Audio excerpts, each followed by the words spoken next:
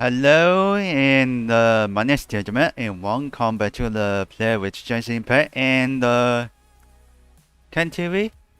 Thank you so much. And this mission is Albedo missions is a snow shut up for the snowstorm. Mobile audio is not turned on. Don't worry, I just turn on. It's one of my mistake. Is if I turn on for the audio, and something just was for the delay from the mobile audio, so now I just turn off. We're starting for this mission in the lesson game.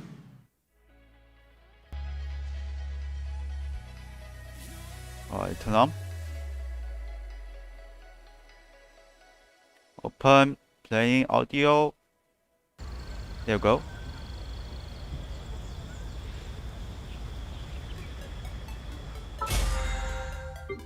Okay.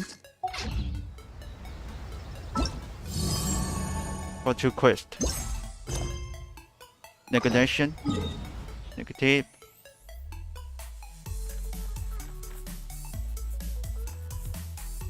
Where is it? Oh, there you are. Go to teleport.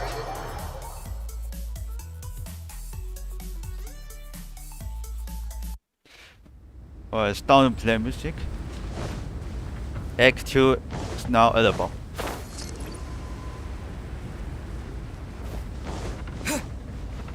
Looks like it works.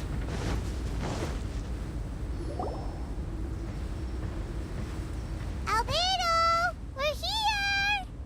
Traveler, Paimon. How is your interactions going? Your faces say that perhaps you haven't turned up anything? We investigated all over the mountain, actually. But we didn't see anyone that looked like you or hear of anyone else meeting you. This is not unexpected. I haven't made much progress either.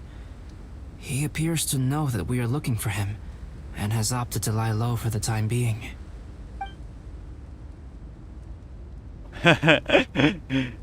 Still, there is one thing I found. I discovered footprints on some parts of the mountain, and although they were a little covered by the snow, I could tell they'd been left by someone of a similar size to myself. The footprints were quite numerous, so I believe my next step will be to rule out each of the adventurers active on Dragonspine, one by one. We can help with that. We have plenty of contact with the adventurers. Yep. So now we... Oh shit! What the hell is that? What was that? It came from that direction. Could it be the imposter? Let's go check it out. Yes, let's hurry. The Shadow Tip at episode 2.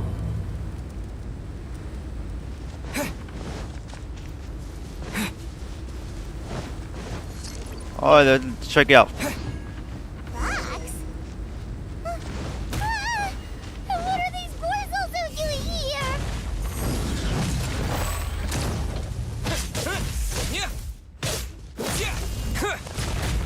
Beat them robots. Terra Smash! To dust!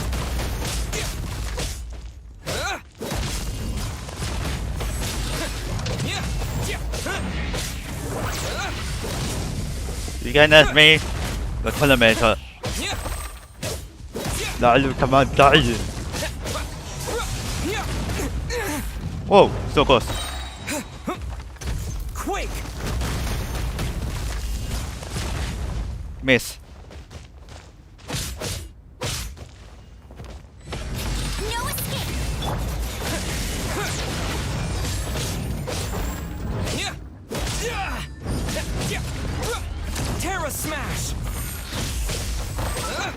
Hey, I forgot something. This is crush.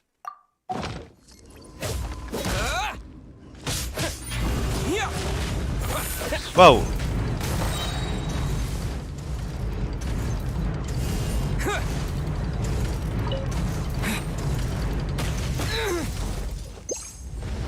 To dust! That is way hard.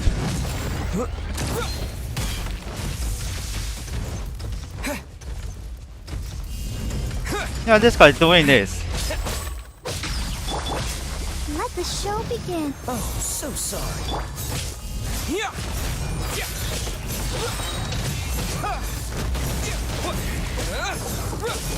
Terra Smash!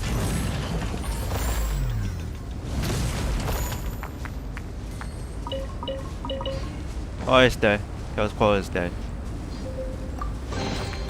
Is this an answer?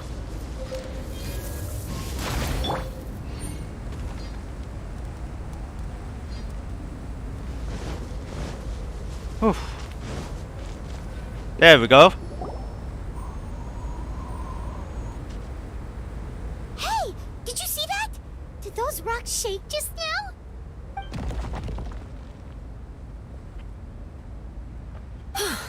That was most unfortunate. What are you guys doing here? I know this is some sort of bad luck. I have to agree. We've been wandering this area for days. We ran into Pallet earlier. You know, the, kind of a reckless sort of guy. You know the one? Anyway, he said he was unlucky, so I gave him some adventuring survival tips. After that, he disappeared to rejoin the training camp. Wait. Are you saying that after all this time you still haven't made it back to the base camp? Well, as you can see... It was nothing really. We just hit a few landslides and snowdrifts and took a few downhill tumbles. You know the deal. They sound like unforgettable life events to me. Anyway, you're correct. We haven't made it to the base camp yet. We have had extraordinarily poor luck over the last few days. Almost as if a sinister force has been trying to thwart our every move. Fortunately, I made advance arrangements for Gerald to remain in a safe location and conduct some basic physical training exercises. I'm sorry. I'm the one to blame for all this. I've always had bad luck and it always rubs off on everyone around me. Sorry to create so much extra trouble for everyone. I don't know what to say. Maybe this is the awesome power of fate. The scary kind, I mean. Don't say that. I agree. I'm not scared to be along you. Yep, we're just used to it now. Besides, it's not like we have the most amazing luck ourselves. Really? I think you guys have way better luck than I do. Well, what can we do about that? Oh, Paimon knows. How about Paimon share some of her luck with you? You're welcome to a bit of mine too. Although if the last few days are anything to go by, it seems in pretty short supply at the moment. Take some of mine too. You guys. Oh, thanks. With a little luck from everyone combined, we'll make it down this mountain for sure. Yeah, you bet! Let me flip a treasure hoarder insignia to test it out. All right, it's tails. The opposite of what I guessed. So you can predict your fortune this way? But why are you so happy that you got it wrong? It has two sides, so there's a 50-50 chance of me getting it correct. Luck all comes down to probability, too. So as long as I use up all the bad luck, everything else will go smoothly. Guessing wrong when I flip an insignia is one way to use up some of the bad luck. So the probability of having some good luck in the near future just got a little higher. Hey, he's making no sense at all. Why aren't you calling him out? Come on, he isn't you.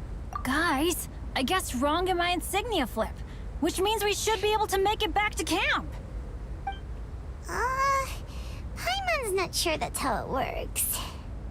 Let me try. It's this way, right? Oh! Ow! My butt! What is this shard of Spelling ice doing here? unluckily. How truly miraculous. This is a miracle of misfortune. I don't usually believe in luck, but Bennett makes the best case for it I've ever seen. Amber, if you are ever required to partner with Bennett in your future work and you encounter anything like this again, do not take any rash action. Wait for me and I will come to support you. Huh?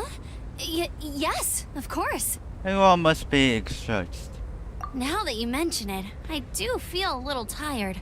Trekking in the mountains has a way of wearing you out. Well, since everyone is tired, why not take a rest in my camp? I'm so sleepy. A nice bowl of hot soup and a good sleep would sure be welcome right now. Suddenly, I'm kinda sleepy too. Amber will fall asleep in the snow if we keep going much longer. Come on, let's move. We shall head to Albedo's camp and get some rest, take stock of our supplies, and decide how to get off this mountain.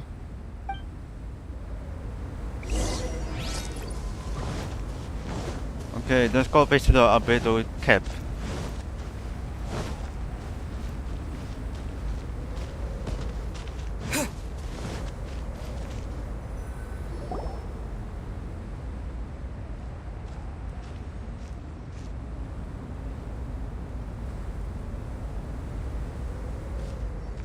Here we are. Make yourselves comfortable. Oh, I forgot I don't have that many chairs. Please wait a moment. What's he doing? Painting? He is. He's painting a chair. Wait, alchemy can turn paintings into objects? How is this possible? My paintings are like blueprints. Alchemy simply enables me to omit the manufacturing part of the process. It's an elementary level technique. With enough research and experimentation, this same technique can even be used to create living beings. Whoa. Well, since you can magically produce chairs, can I have one with a backrest? Amidst. No problem. How many of you want backrests? Me! Me! I'll also take one with a backrest, if you please. Can Paimon have a chair that comes with a juicer? The wall chair is one too big for you, CSV. Still beats squeezing onto a stool with you.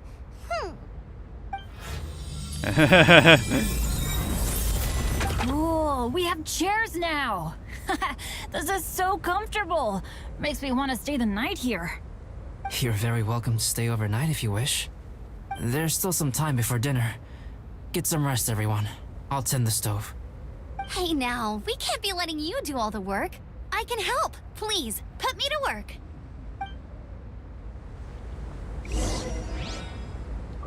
Speak to Albedo. Oh, pace yourself. Dinner could be a while. I still have a few things to prepare. Where will dinner be? It's almost ready now. Traveler, please light the campfire and gather everyone for dinner. I choose bonfire. Yay!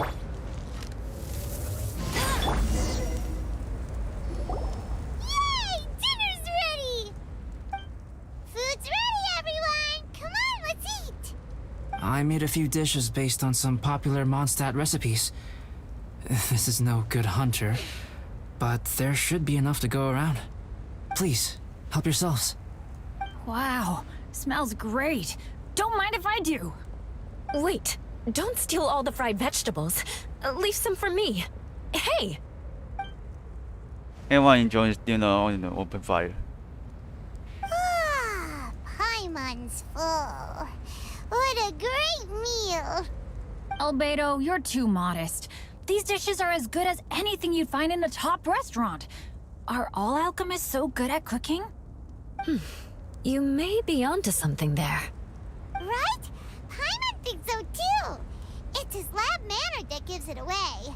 The kind of guy who holds a potion bottle as steady as a rock isn't the kind of guy who's gonna be slapdash with his salt and pepper. Actually, that makes a lot of sense.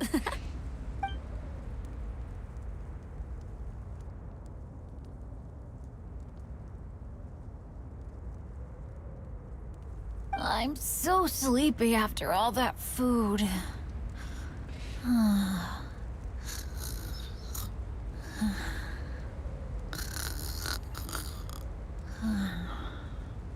Did Bennett fall asleep sitting up?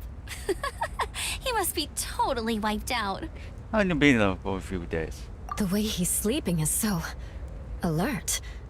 I'm impressed.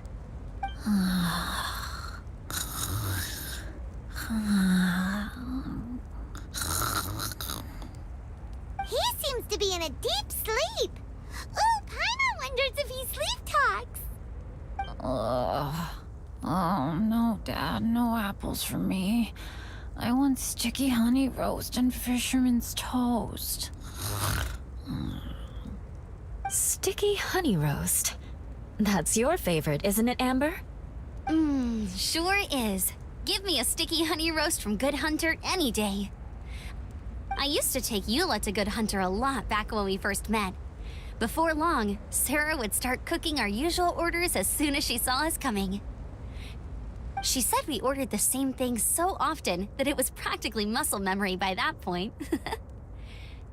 She also said that if everyone in Mondstadt ordered like we do, her job would be so much easier. All she'd have to do is memorize everyone's favorites.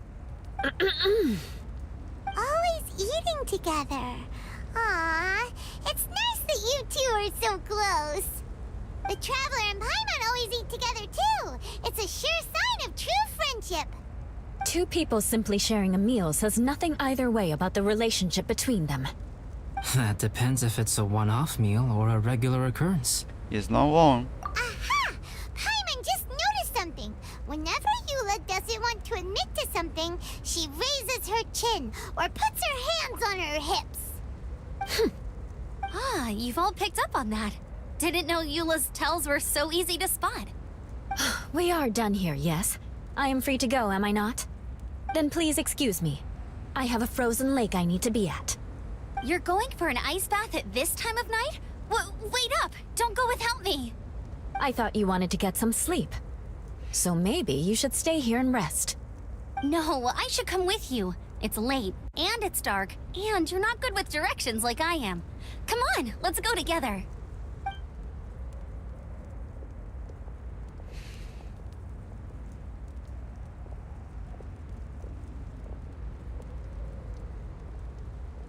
An ice bath? Whew. Rather them than Paimon. So much roast meat. Oh, hey, Dad. I'm doing all right. I'm the leader of my own adventure team now. Wow. Bennett really is a sleep talker. Okay, looks like we got some downtime now. All right, you two. Time to paint. The better will be a mate. Have you decided what to paint? Like you even need to ask. It's obviously going to be Paimon. Okay, Paimon is this. Sure. But we should move elsewhere. We're likely to disturb Bennett's sleep if we stay here, so let's go outside. Okie dokie. All right, grab your easel, paper, brushes, and paints. Don't leave anything behind.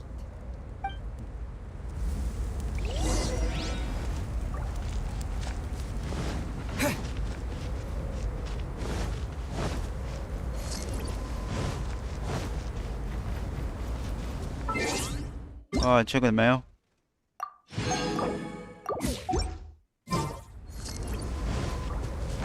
여기 허유엽. Let's paint here. Allow Paimon to adopt an elegant pose for your artistic reference. Huh? Hey, what's that look for? Cut the attitude and start putting your perfect Paimon down on the page. You better take this seriously, because this is going on Paimon's wall. Oh, Paimon. Confidence is a good thing. Those to whom it is endowed do well to flaunt it. I'm looking forward to the finished piece. Starting painting? Alright, let's start with the head. Now, in your mind's eye, what is written on Paimon's face? Paimon's all for the buying juice. Huh?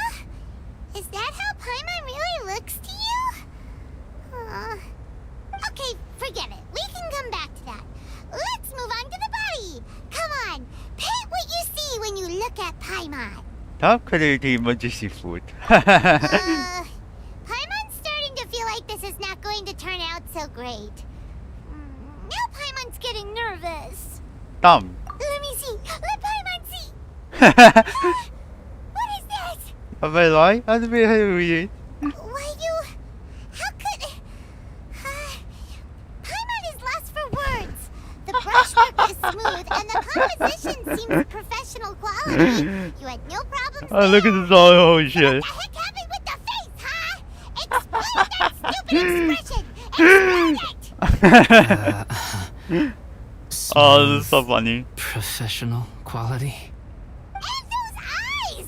Those boring, lifeless eyes! Who is the soul? Traveler, have you previously received any education in the fine arts? Very little. Oh, really? So it's just a hobby then? Oh, well, that sure explains a lot. There's no way you would have made Paimon look like this if you'd had any amount of formal training. I was just trying to convey how special you are. Fascinating. Paimon, if this is not to your liking, I can make a few amendments. Traveler, what do you think? Please and thank you.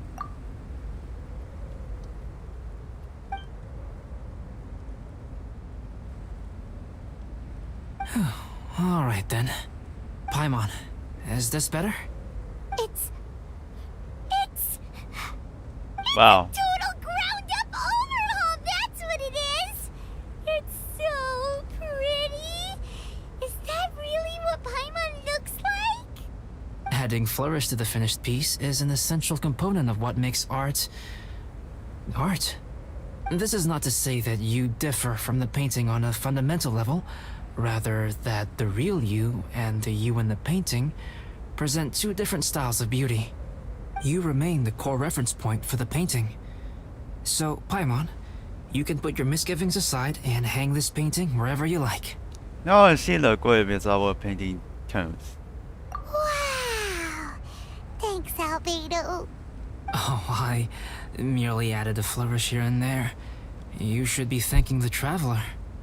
In truth, ground-up overhaul is more or less an accurate description. The more Paimon looks at it, the more she likes it. Great! Paimon has a portrait painting. Paimon's gonna show this off to everyone. Someone looks so happy. Thank you. It's nothing. I can paint you next time, if you'd like. You can hang it in your home as a souvenir. I rarely entertain so many guests at my camp. It's lively. A little noisy, even. But I don't dislike it. Liveliness is a rare thing here on Dragonspine.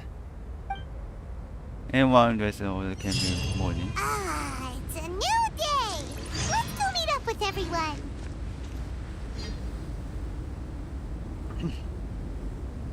Hey, good morning!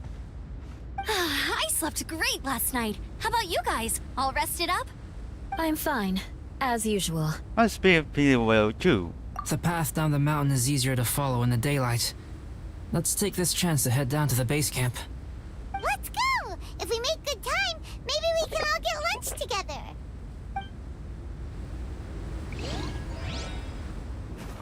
I flipped another insignia just outside the camp. Wrong again. So your bad luck is all used up. We'll be down the mountain in no time. Yeah, my thoughts exactly. Today's the day.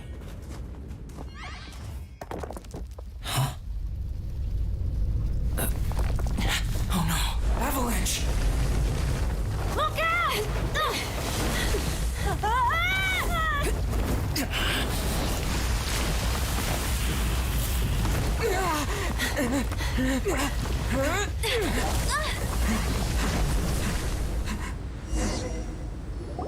It's a trap.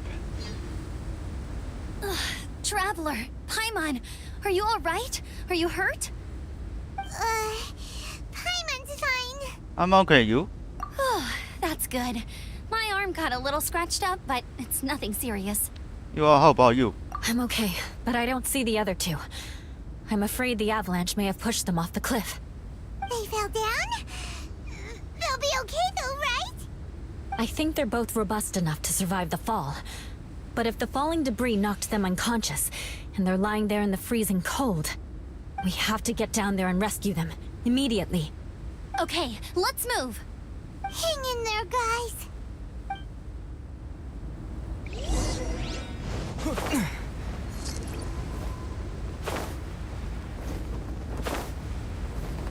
Is that so? Bennett! Bennett, are you okay? Shout if you can hear me. Bennett! A voice! Over there! Bennett, is that you? Guys, I'm over here. Are you alright? Are you hurt? Let me check. I'm a little dizzy, but I'm not in any pain. I don't think I'm injured. Thank goodness. Scared the life out of me. If you're dizzy, sit and rest for a while. It's fine, really. This kind of thing happens all the time. I'll be fine. Thank you. Wait, where's Albedo? Isn't he with you guys? We thought he fell off the cliff with you. He still hasn't shown up? We found Bennett here, so Albedo can't be far away. Keep searching this area. Got it. Oh, I need to search in this area.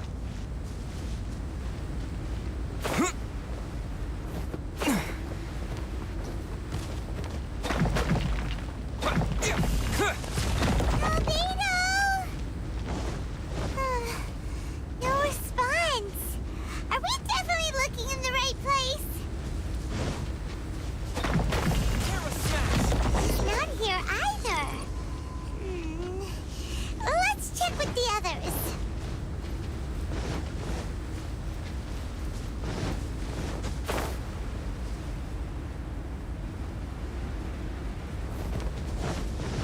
What was that?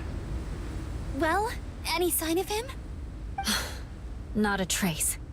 Nothing from me either. Strange. We didn't have any luck either. Where could he have gone? Everyone!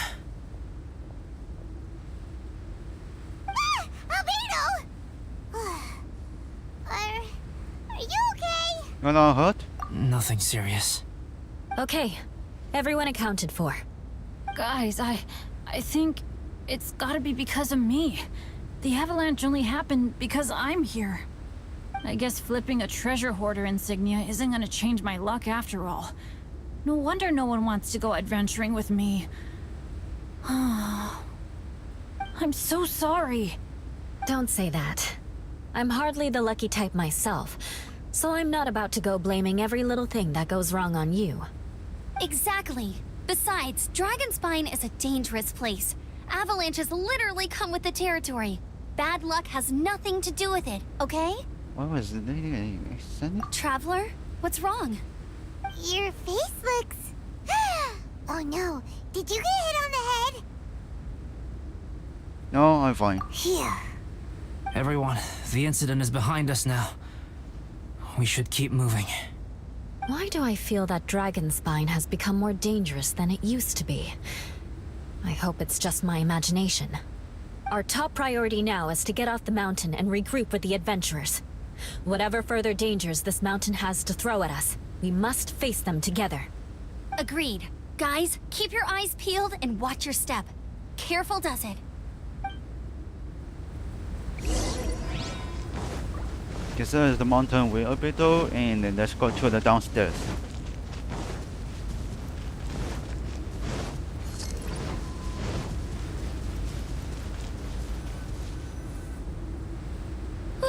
We've been heading in the right direction for a good length of time now. We must be getting close. I can feel it. Victory is in sight! Hooray! As soon as we get to base camp, Paimon wants a bowl of hot soup and some barbecued meat. I hope we can all get there safely. No more incidents, please. Hmm.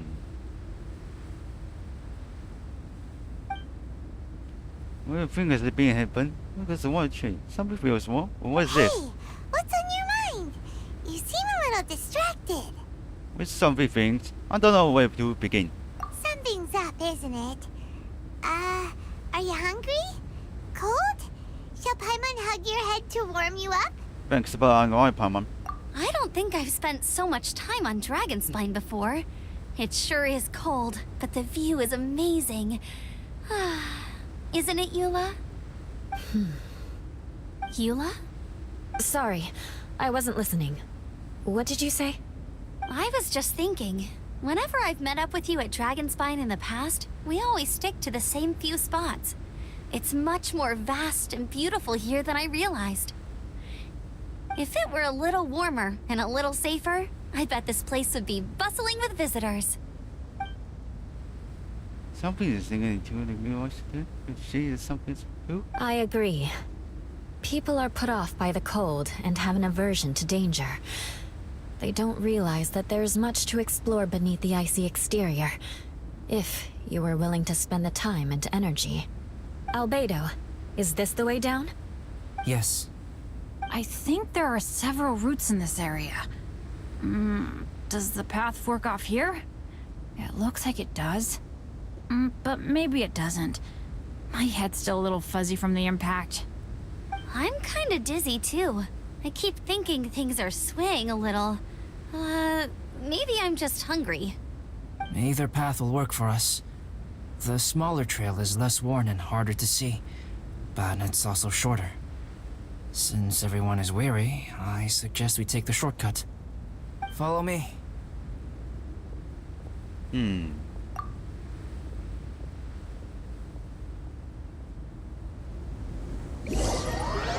Everyone's follow Albedo on.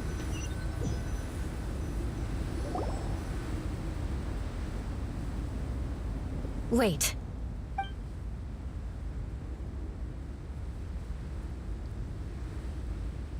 Bennett and Amber don't look well. Can we take a break? We can continue once their conditions have improved. Ugh. Now that you mention it. Huh? You hit your head earlier, didn't you? Oh, you noticed. Are you sure it's worth holding everyone up over a little thing like this? No problem at all. Health and safety always come first. Take the breath with a view. Okay. Sorry for this. Thank you. Yeah. Thank you.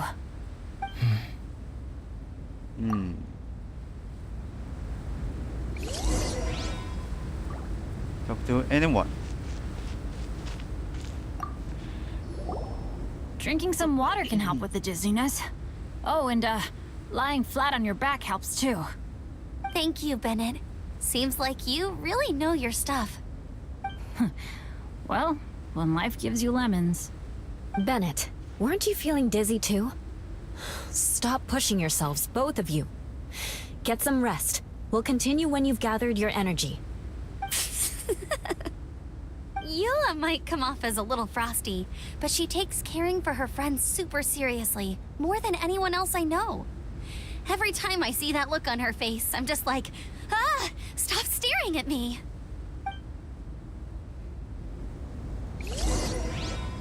Ula. Traveler, I know what that look means. What's on your mind? I give you some respect about to happen. Maybe seasoned veterans have an instinct for it. I sense it too. Something seems to have changed, but I can't confirm for sure. It could be difficult to verify. What to be? It might be imprudent to speculate out loud. But I believe you know what I am referring to.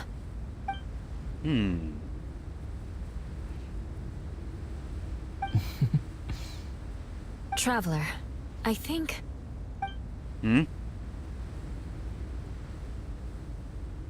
You... Hey, look up!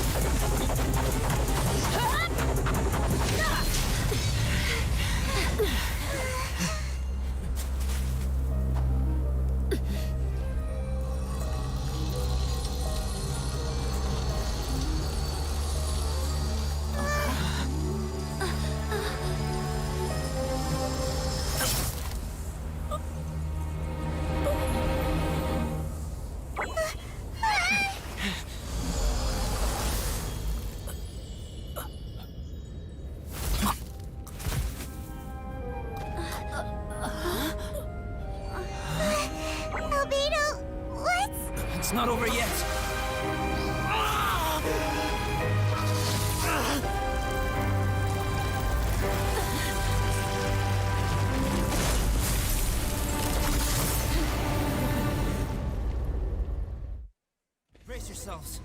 This'll be a challenge. Stay back! I'm going to cut this weed down to size! Okay, so then he's... We'll just kill him.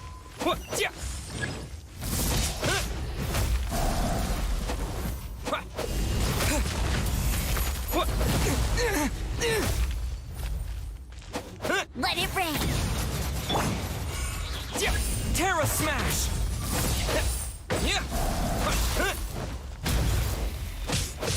Oh, it works.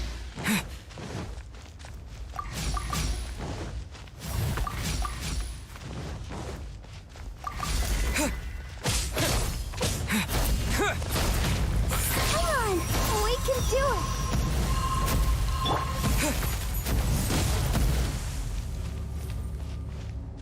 Let's dance.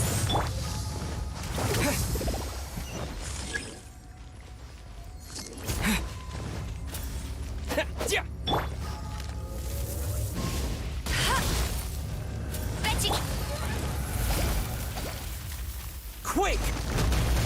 Terra Smash!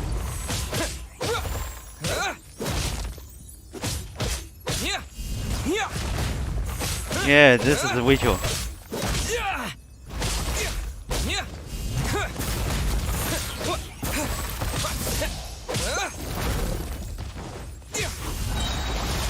To dust! Terra Smash!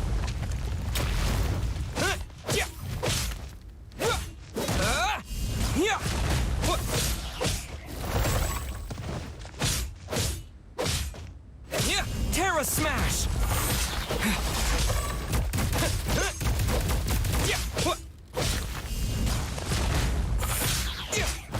Quake!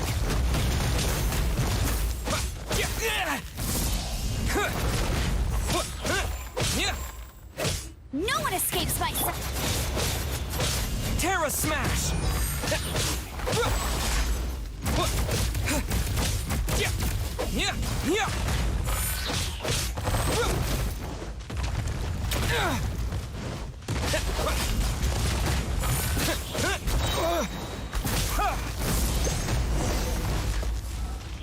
Okay, it's dead. What in the world was that thing? One moment it was human, the next it was a plant. Is everyone alright? We're fine. But can you please tell us what's going on? I don't understand. I take it this monster is whom I had the pleasure of meeting last time. Correct. As you might have guessed, this is a mutated whopper flower. An extremely rare kind. But can whopper flowers turn into humans? Not typically, but conditions on Dragonspine are far from typical. Perhaps the dragon's blood seeped into the land, then was passed to the monsters via the ley lines, accelerating their rate of mutation. How could that happen? This mountain is home to the remains of Durin, the venomous dragon. If there is anywhere in the world one might expect life to do unfathomable things, it would most likely be here. Durin was an artificially created life form. Its existence is nothing short of a miracle, and proof of countless possibilities. In other words, this mountain we stand on is a cradle of life's profoundest mysteries. A vast and terrifying hotbed of possibilities. The avalanche. It must have been the work of this imposter. I think so too. Agreed. All the other troubles you faced on the way down could also have been its handiwork. My guess is that it was targeting everyone that I've had contact with. Did this whopper flower steal your account with Snows too? Right, I forgot all about that. It's not inconceivable.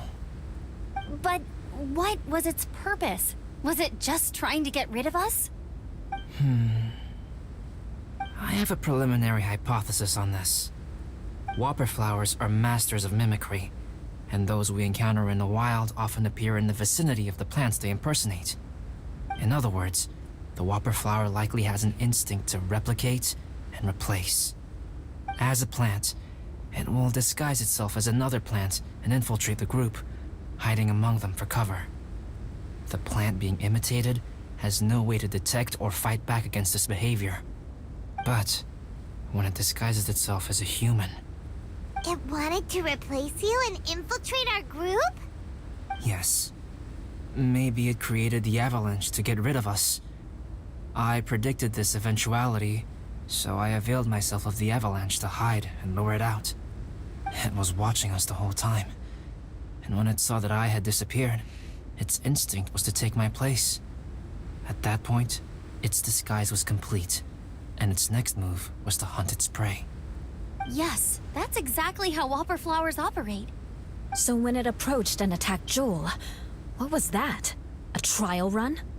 Perhaps. Or maybe it enjoyed posing as a human, and wanted to experience what it felt like to be human. We're fortunate to have discovered it in time. I think the Traveler was the first person other than Albedo to notice something was wrong. You're very priority too. Traveler, how could you tell the real me and my imposter apart? I want to know too. I had no idea the other guy was an imposter. They looked exactly the same to me. An imposter didn't have the star's Xigmatek on its neck. I see. It goes to show how difficult it is to impersonate a human. This mutant whopper flower tried its best to replicate the original exactly, but still managed to miss some details. Unbelievable. To think that Dragonspine creates such terrifying possibilities. What performance? It's a result. The piece of the puzzle is still missing. Was the same one who made me on the day where the Tracy lived? I think it's... Anyway, at least we won in the end. It looks like my method did work after all. I used up all the bad luck, and the good luck finally came through. About that. If you're referring to having fallen down the mountain and avoided injury, well, that's because I was secretly protecting you. Huh? Well, that still counts as good luck to me. Yes, that's not an unreasonable way of looking at it. Okay. We've been delayed long enough. Time to move on. Yeah, let's go!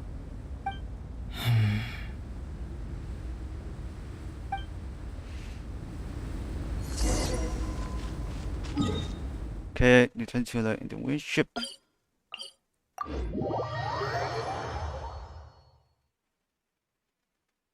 The wind troop camp.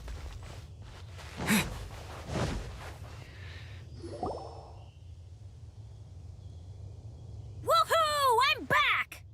Cyrus doesn't seem to be here. He must have headed up the mountain. Let's wait for him here. Amber, are you feeling better? Yep, all good now. Nothing to worry about. I don't know what I'd do without you guys. If not for you, I'd probably still be locked up in that cage. I really want to thank you all properly, but I can't think how at the moment. Huh? You must be pretty used to being on the receiving end of people's kindness by now, though, surely. You probably need it often enough, given your... situation. Come on, don't put it like that. Sure, plenty of people have shown me kindness before, but that doesn't mean I will ever take it for granted. No matter how many times people help me out in life, I will never forget any of them. Well, instead of repaying those who helped you, perhaps you could help others yourself. Everyone meets others in need from time to time. By choosing to be there for them, you're passing the kindness you received onto others. Yep, you're right. That's what I've always tried to do, and will always continue to do. Right. And when Cyrus gets back, I'll find some way to help him out too. This has been quite an eventful day. Yeah, it has. It's really hit me how tired I am now that I've started to relax. I need to rest. Everyone, please excuse me for a while. Yeah, I need to get some water and maybe a piece of fruit. Once I'm rested up, I need to get back to being an instructor again. Well, it looks like the curse of the mountaineers who couldn't get off the mountain is finally broken. Feels like an action-packed chapter has come to a close. Shall we find somewhere to rest and chat too? Why not? Then please, come with me. You hear something to saying. You sensed something too, didn't you? Then let's go. Huh? Are you going back to your camp again? Paimon thought maybe we could talk here. Paimon. Okay. Might as well come with you. Good. Shall we set off right away? Sure. You follow Albedo to canopy in the mountains. Sorry for bringing you back here once again. Some topics are best discussed in private. Is this about the imposter? That's right. I have to say, Traveler, I'm very surprised you noticed the difference between me and the imposter. Didn't you mean the mark on your neck? Yes. This mark. Perhaps it's where it all began. Ooh, sounds like the beginning of a big story. Keep going. Well, I can't deny that what I'm about to say does sound like something from a children's storybook. So, what do you think this diamond-shaped mark means? A tattoo? A crest? Something else? A scar? No. Consider it a birthmark. Have you ever seen an intricate glass ornament and wondered how it was made? Well, one method for crafting with glass is a technique known as glass blowing. Glass blowing is not a widely known art in Teyvat. For this reason, glassware made in this way is usually very expensive. As the name implies, glass blowing involves blowing air into a hole, much like blowing up a balloon. This type of glassware is known for having a pontal mark at the point where the blowpipe was inserted, where the hole was sealed at the very end. This mark is a sign that the item was crafted by a human hand. Sounds kind of amazing. It is a wondrous and beautiful art form. Alice says that these marks are seen as proof of the maker's fine handiwork, the only flaw in an otherwise perfect work of art. My mark is something similar to this. The difference between synthetic and natural life lies in the directional flow of the life force. The energy of a natural life form flows out from within. That's why flower buds bloom and curled leaves unfold. And it's the very reason we watch and wonder at blossoming flowers. Creating life artificially, on the other hand, involves, to a certain extent, the introduction of an external source of energy into the embryonic life form. When the hole where the life force was infused is sealed at the end, it leaves a mark not dissimilar to the pontal mark in blown glasswares.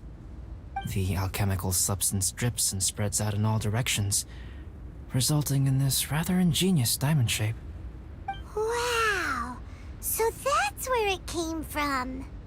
This mark is a sign of my artificial origins, and proof of my imperfection as a human. I presume that the imposter intentionally avoided replicating this mark, so as not to become less than perfect himself. Should you be telling me all this? You are fundamentally different from other people. I have few qualms about sharing my secrets with you. Just as Paimon said, it all sounds like a story. Yeah. Even if you were to tell anyone else, they would regard it as nothing more than a tall tale. The transcendent and miraculous are not the only things to which human beings aspire. They pursue the everyday, the ordinary, to a far greater extent than I would have ever imagined. Genshin launched of otherness. People like to believe that those who are thoroughly different from themselves could only ever exist in stories. It makes things much easier. Or, in other words, all of the unfathomable things we've seen recently would make good material for a novel. I have friends who write novels.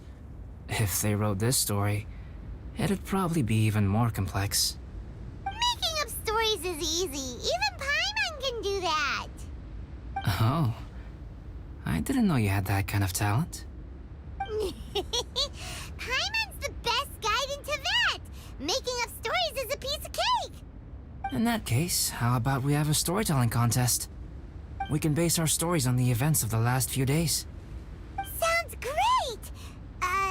But we still have to help out the Adventurers Guild. I understand. Creativity is something that cannot be rushed. Take your time, and come back when you have found some inspiration. We'll see whose story is more compelling. Deal! Okay, we'll regroup with the Adventurers Guild for now. Sure.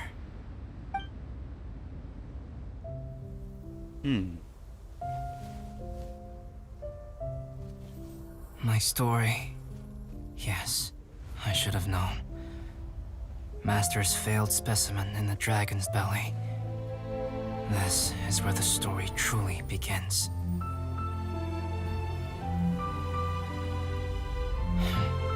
If we switched places, if you were the survivor, then as the abandoned experiment, the failure of the primordial human project, I'd want to replace you too. I would replicate your appearance, study your alchemy, and create miraculous life forms to divert your attention. I would wait for the right moment, then dispose of you in the Traveler, the sole person to have known your secret. And then, I could finally experience the joy of being brought into the world.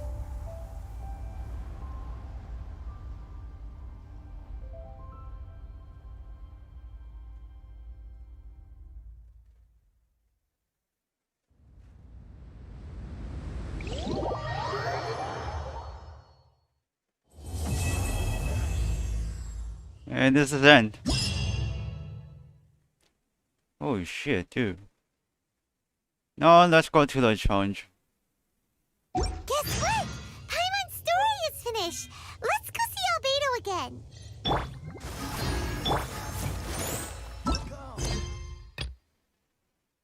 Help here.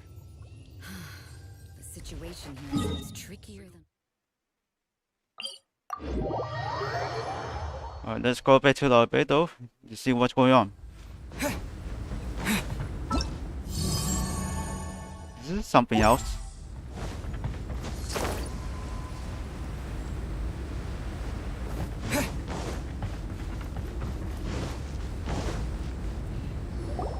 Albedo!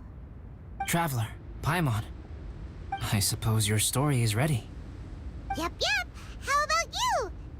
Do you need some more time? No need. I am also ready to tell my story.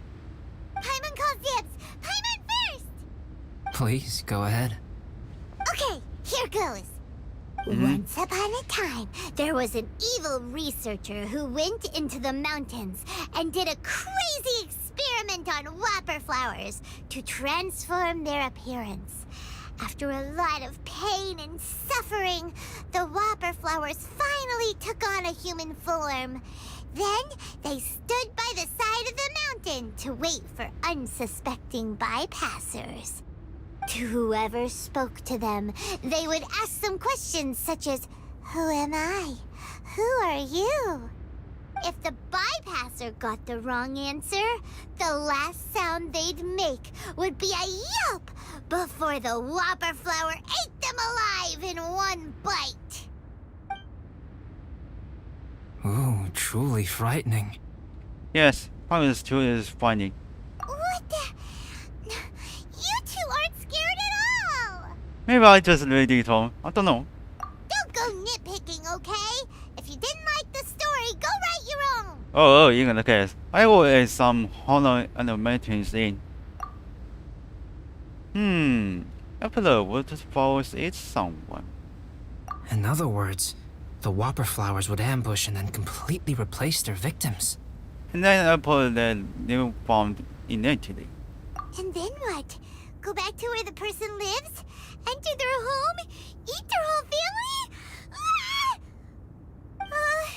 Paimon made up this story, but now Paimon's the one who's scared by it. It's a good story. Oh, may I write it down? I may bring it up in future conversations. What for? Just to scare people with? Yes. You've got a real mean streak, Albedo. So what's your story? Mine is a little longer than yours. It starts with an alchemist. A great alchemist once created Subject 1, Subject 1 was her proudest achievement, and successfully blended into human society. No one ever would have thought that this friend of theirs was in fact a synthetic human. However, unbeknownst to Subject 1, the alchemist had tried the same experiment many times before he had come into being. Some of the rejects from failed experiments had been discarded, but had not died. Subject 2 was one such failed experiment. He was swallowed by a great dragon that came to rest upon a snow-swept mountain. Many years later, he was resurrected by the dragon's mysterious power. Stand He by. saw all kinds of people on the mountain, including Subject 1, who had somehow miraculously blended in among them. Never in Subject 2's wildest imagination had he thought it possible for experimental life forms such as they to deceive everyone so successfully.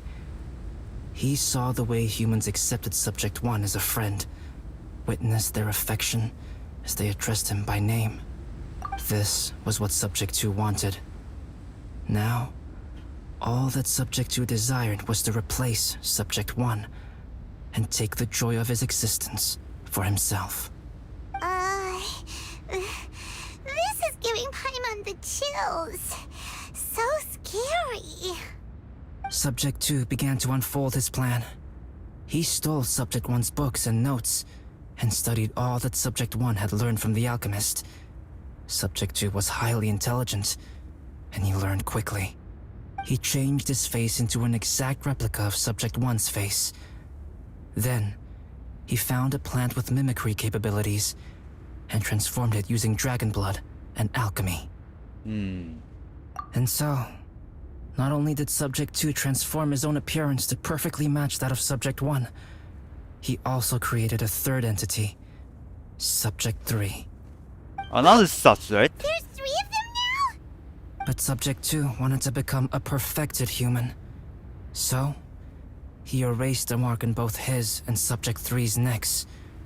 For these marks were symbols of imperfection. It's probably it. In my view, it was probably a subconscious act, an instinct. He so desperately craved to become a perfect human being that he forgot something. Human beings are defined by their flaws. Subject 2's plan was meticulously crafted. Subject 3 would draw Subject 1's attention. After Subject 1 disposed of Subject 3, he would assume the threat had now disappeared and would let his guard down. The next moment that Subject 1 was alone, Subject 2 would make his move. He would eliminate Subject 1 and become the only one remaining. He would secretly replace the Subject 1 of everyone's memories and inherit his identity, residence, clothing, sword, name, and friends. People would have no idea that the individual they knew had become somebody else from one day to the next. This is way too scary. Paimon's never gonna be able to trust anyone again. But just before Subject 2 could carry out his plan, a unique stranger entered the mix. Subject 2 tried to make contact with this person, but found that they could somehow sense he was different from Subject 1. What's wrong? Are you scared? What happened then? What happened to the stranger? He became a new stage in Subject 2's plan. One more person that Subject 2 had to dispose of. It's as if there were 3 identical roses in a garden. Only one of the 3 was a fine specimen, while the other 2 were defective specimens that bore poisonous thorns. In all the world, only the gardener who tended to them could tell which was the good specimen. People do not like poisonous plants. Only a perfect rose can fetch a high price. If the inferior specimens wanted to conceal the fact of their worthlessness, they would have to take the gardener out of the picture, using their poisonous thorns. This is exactly what Subject 2 was thinking. So, he hid in the shadows and waited patiently. Maybe soon, he would get his chance to become truly human. This is nice. It's just a story. Yes, real events. I believe it's trying to tell me the coin and unbelievable truth. That was intense! So what happened after that? Did Subject 2's plan succeed? Paimon can't bear thinking about it! Fortunately, Meta is just a story. And even in this story, Subject 2 did not succeed. But you can never let your guard down on Dragonspine. Monsters mutated with Durin's power and blood are also creatures of Rhine-Daughter, just like me. You must beware of all such creatures. Don't say that. You're not a monster. You are my friend. I'm glad to hear that. It's okay. I know what I am. You and I are both different, so there is no need for me to hide the truth from you. The only thing is that sometimes, when I think about how mighty the power of alchemy is, I feel so small. As beings who set foot in this world, how arrogant are we in desiring to control our destiny, and in desiring to create? Is creation an arrogant act, Traveler? If not, why do we call the ones that created us and control us gods? If it is, then what qualifies us to call ourselves creators? How far must we take our reverence and respect? And what purpose does it serve? How did you feel when you looked at all the imposter? Nothing special. But whenever I think about it, I feel a twinge of grief. Poor Albedo. Hello? Traveler, are you here? Hey, is that Amber? Thought we might find you here. We're here to deliver a message from Cyrus. There's gonna be a big event down at the base camp, and they want you there too, Traveler. Winter camp is nearing its end. Apparently, even provisional instructors are required to attend. Looks like we need to go, Albedo. Bye for now. Then I won't keep you. I have some things to attend to here, so forgive me for not seeing you down. Don't worry about it. There have been no issues getting up and down the mountain recently. Is everyone ready? Let's not keep them waiting. Yep.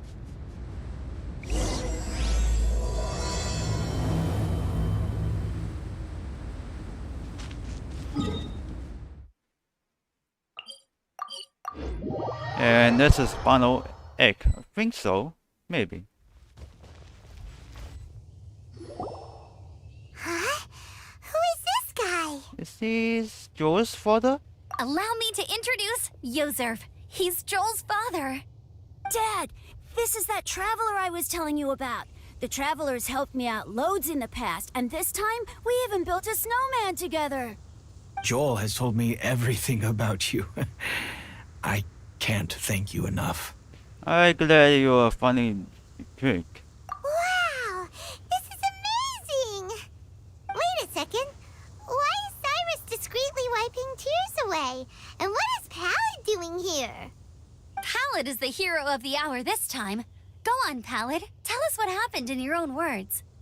Okay. The weather was fine on that fateful day, and I had a feeling that Lady Luck was smiling down on me. So I trusted my gut and set off to explore somewhere new, somewhere dangerous. Because where there is great danger, there is also great treasure. Why does this sound so hard to believe? But I had only been away from the group for a short while when I fell down a slope and just started rolling. Uh-oh. Did my Sounds bad luck not rub good. off on him when we ran into each other on the mountain? The place I fell to was somewhere I didn't recognize, and I'd sustained a few injuries. I remember thinking to myself, this is the worst luck I've ever had in my whole life. Then I met Yozerv. He'd heard the sound of me falling and came out to see what was going on. Huh? Wow, so it was completely by chance then. I thought he must have been someone from the Adventurers Guild here for the event, but after a few words of conversation, it was clear that he was having memory problems. He didn't even know his own name. The temperature was freezing, and there was no time to deal with all that there and then, so I convinced him to come back to the camp with me and figure everything else out after we got there. We got back to the camp, ran into Joel, and the moment he saw him, he froze for a second with this completely stunned expression on his face, and then he started crying out, "Dad! Dad!" That's when Yozur suddenly started to remember. My memory has still not fully recovered, but Joel and his mother, they are the only ones that I will not, no, that I cannot forget. Daddy. Daddy's right here, Joel. Daddy's right here. Yozurf, don't you remember anything else at all? The poor princess? Feeding the foxes? I'm sorry. I have no recollection. Maybe it's because of the head trauma. I'm not sure. I woke up and found myself covered in blood. My things were gone, and there was nothing to indicate who I was or how I got there. I crawled into a cave and settled in for a slow recovery. After my legs and feet were a little better, my hunting skills were what kept me alive. Dad, I was so worried about you. I'm all right now, Joel. Oh, don't cry. Daddy's not going anywhere. I'm here to stay. Oh, this is good. This is good. Oh, well, that end well. You know what, though? I definitely think my luck got worse after running into Benin on that mountain. I knew it. I just... No. I just meant if it weren't for you, there's no way I ever would have run into Yozurv on a mountain this huge. Besides, we got back safely, didn't we? So don't blame yourself. Maybe sometimes miracles can only happen when you get just unlucky enough. Palette. When did you become such a smooth talker, huh? Huh? Am I? Huh? I was just telling the truth. Oh, yeah. I want to say thank you to the Traveler, Uncle Cyrus, Auntie Eula, and Auntie Amber. Thanks, everyone. You all helped look after me, and I will always remember it. But I guess I can't take the snowman with me, or it'll melt once it leaves Dragonspine. It's such a shame. Oh, I can help with that. One moment. Huh? Eula? Here, take this. It's powdered rime. Just add it to your snowman, and it will never melt. Wow! Really? Oh, this is awesome! You're the best, Auntie Eula! Dad, I have an unmeltable snowman now! How cool is that? How can I ever repay you all? Well, delighting for you. Thank you all. Thank you from the bottom of my heart. Dad, I want to go move the snowman. Can we do it now, please? Okay. I'll be leaving with Joel now.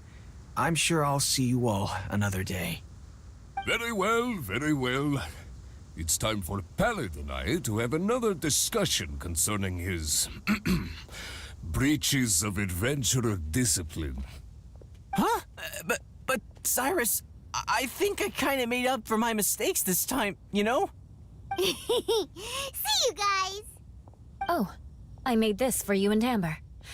Think of it as a winter souvenir. Aw, are you sure? This must be really important to you. Come on now, just take it. No need to make such a fuss. Wow! Now our snowman won't melt either! Great! Thank you. You're welcome. Just keep it. That's all I ask. Amber and I have some business to attend to now. See you later. See you! Everyone's gone. Seems like they've all got their own stuff to do now. Oh! You know what? We've been on Dragonspine all this time, and somehow Paimon still forgot to ask Albedo about how to make a fruit juicifier machine that could keep the juice fresh. Maybe we should try Timaeus again. He does seem pretty eager to please after all.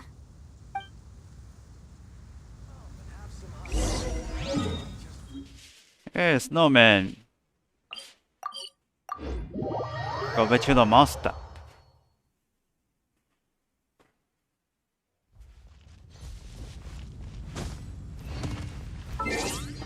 This is new. There's nothing.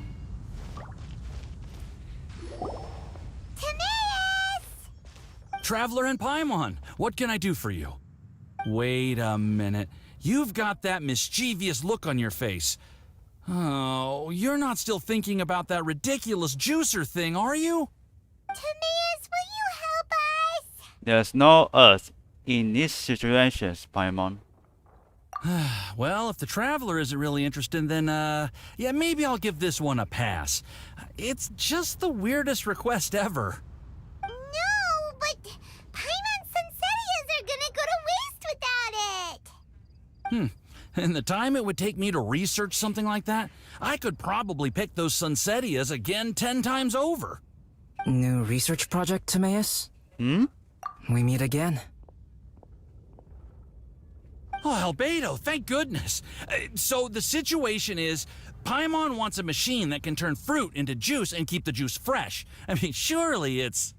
Majorly important, that's what it is. If you can manage to invent this, we'll never have to worry about fruit going bad ever again. That's impossible. Oh, it's a fake.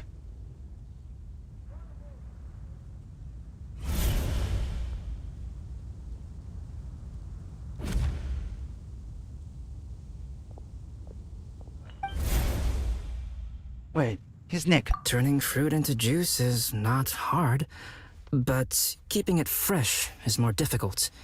But if you simply want to keep the fruit from rotting, there are many ways to achieve this. Right, Traveler?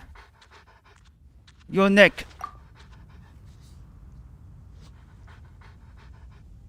What about his neck? What's wrong? Is there something on my neck? No, it's fine. From the look on your face, it's as if you thought I just played a practical joke on you that was in exceedingly poor taste. So it's always pink. Albedo, you were saying, how do you stop fruit from going bad? Well, one way would be to bury your fruit on Dragonspine, where the snow never melts all year round. But then Paimon won't be able to eat them. You could always live on Dragonspine. No, too cold for Paimon. Or you can give the fruit to me, and I would take it to Dragonspine for you.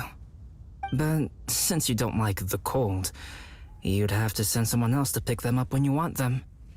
This is where you come in, Traveler. Suddenly sounds a lot more feasible with other people doing all the work. Okay then, shall we go with that idea? Fruit buried on Dragonspine will stay fresh for much longer. However, it is also possible that the fruit will sprout and grow into fruit trees. Who knows? Maybe the next time you visit, it will have grown into an orchard. You can water the trees, add fertilizer, and when they finally bear fruit, you will have some fresh Sunsetias. No way! Then Paimon will have to be a gardener. That's not the goal here. Oh? Well, I don't think being a gardener is so bad. Right,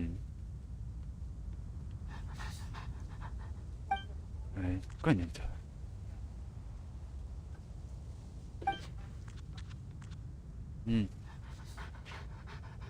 Albedo! Stop trying to get your hands on Paimon's super sweet Sunsetias!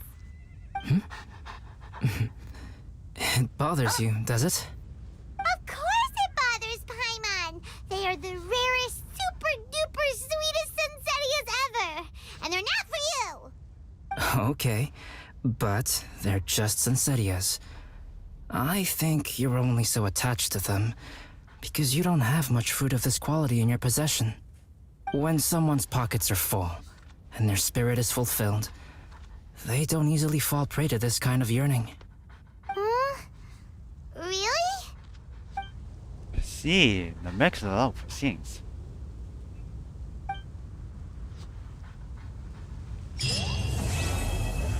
Course complete. Welcome. How can I help you?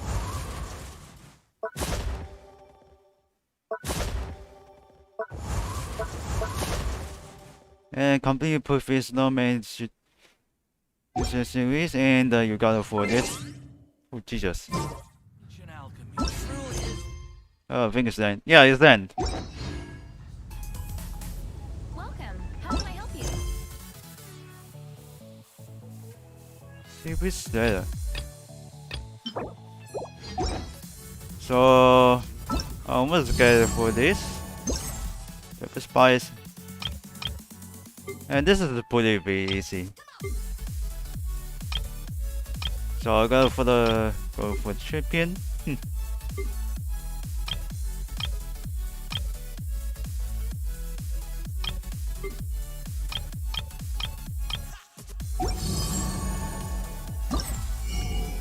should buy something else. And this is a challenging, but this is nothing fun. Maximum. There we go.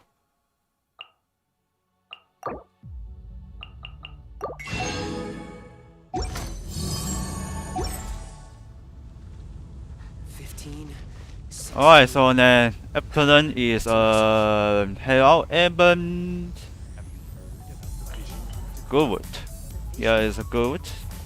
And so I need to for the eat something. I'll be back.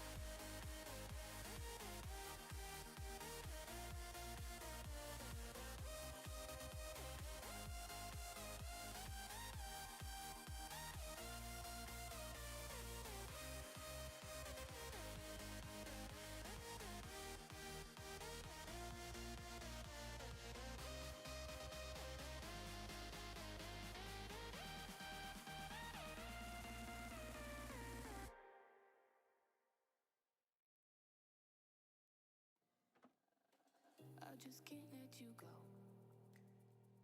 Lord knows that I've tried to. You said I was the only one. No one likes being lied to. You made this mess and left me with the pieces. Now I wanna burn all the bridges between us. I can't focus, I can't forget. I've been thinking too much lately. I just need to clear my head. I just need to clear my head.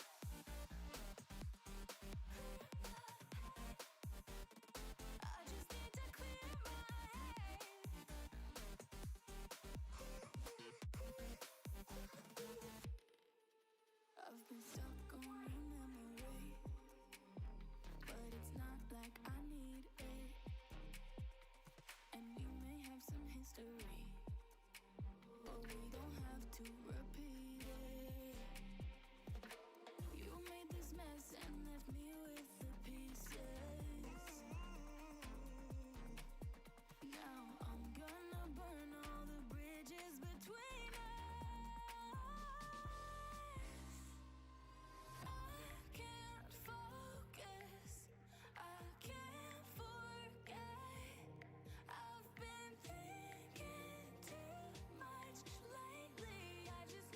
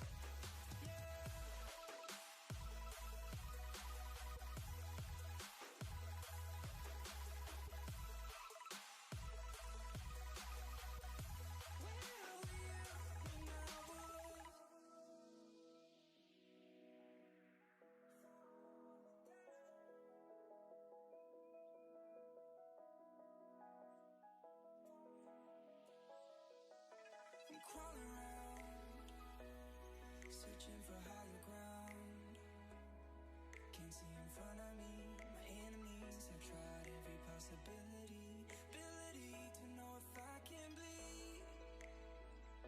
If that's what you wanted, you won't get it tonight. 'Cause I can fly, I can fly, I can fly,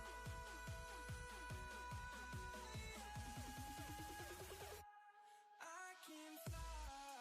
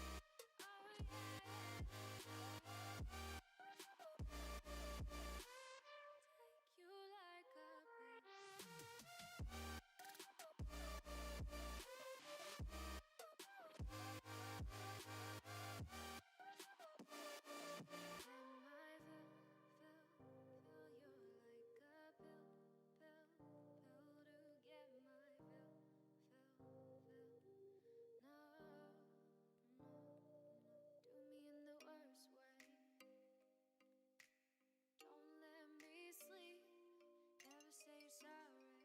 Oh, maybe I'll leave, baby, but you know I never will. No, so I choke you down just like a pill.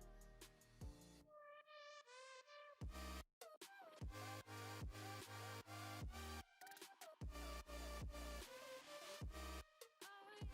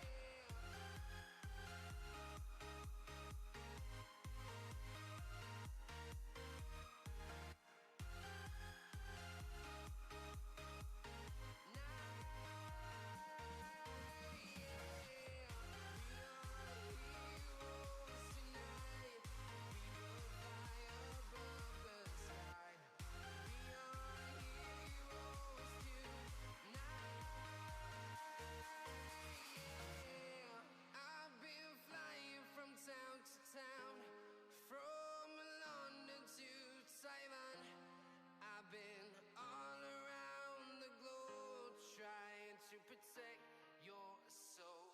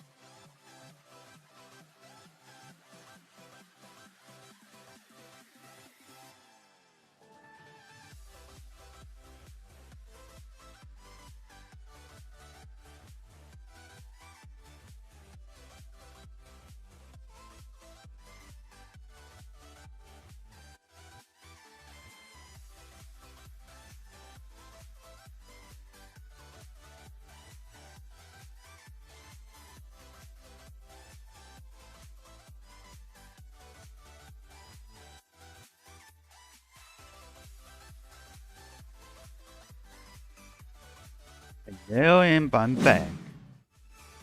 And still keep going for the Hello Evan and coach. Evan. Go.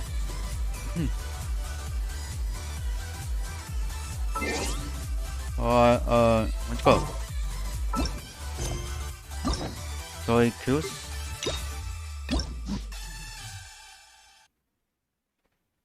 Okay, go to the goal. Begin hangout.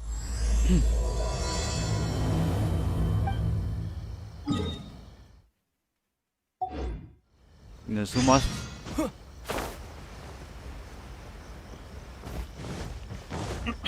He's in the sumo. Let's check it out.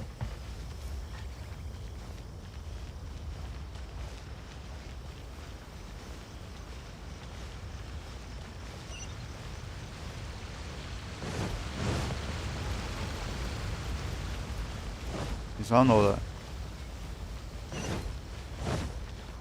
With your mouse.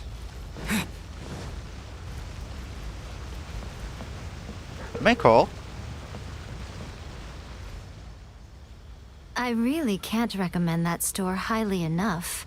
A couple more visits and you'll find that the fur on your tail is silky smooth. A gorgeous tail like yours deserves lots of tender, loving care. Don't you agree? No need. I'm not interested in that kind of thing. You say that, but do I see your ears saying otherwise? Although your tail isn't professionally maintained, the fur doesn't look dry and coarse. To me, this says you like to take care of it.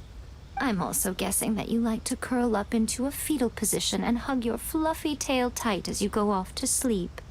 How do you know? Don't be ridiculous. I'm a high-ranking general of Watatsumi Island. How could I do such a thing? Oh, it's okay. There's no need to be embarrassed. The desire to cuddle up to a soft tail while sleeping is quite natural. Really? Wait, no. Why are we still on this topic? In fact, why am I even here talking about tails with you in the first place? Why? Because you are blessed with a wonderful fluffy tail, that's why. I think it's very cute. Ugh, I'm trapped. How do I get out of this? Oh, that's enough. It's you! Oh, thank goodness. Please save me.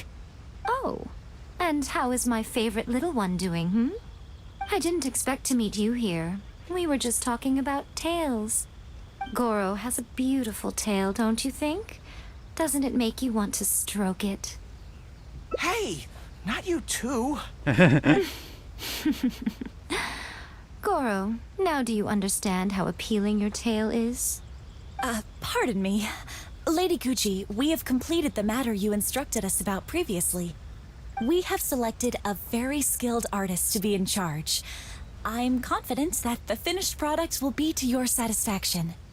I'll take a look later, and if everything's in order, place it in front of the store. All right, I won't tease the two of you any further. Do make the most of your trip here, won't you? Quite a lot has changed.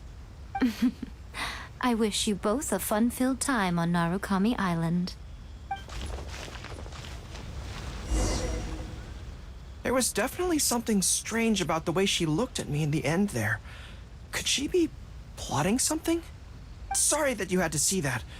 The real reason I'm here at Yae Publishing House is to buy some books for Her Excellency. Since Watatsumi Island signed a peace treaty with the shogunate, we've had much closer contact than we did before. I also wanted to come and see what things are like in an area ruled by the shogunate. I hadn't counted on running into her. You do know your makeup well? I've interacted with her a few times before, but I can't say I've ever gotten used to it. I've never been good at dealing with people like her. The way she towers over me and speaks so cryptically. Something about her is strangely intimidating. I could probably deal with her in battle, but I don't know where to start when I run into her in normal life. I guess this is a weakness of mine. Why don't I help you overcome this weakness? Really? That would be great. To be honest, this is something that's always worried me. If the soldiers ever saw me in this kind of embarrassing situation, they'd be very disappointed. So, I have to overcome it. For their sake. As soon as I've worked through this, let's go take on Yae Miko again. First things first, though. Do you have any ideas on where to begin?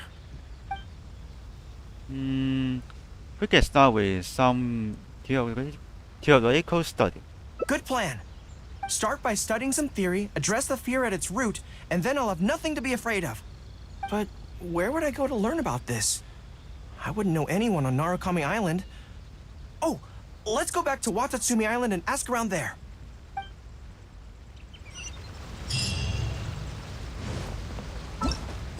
Alright, what's next plan?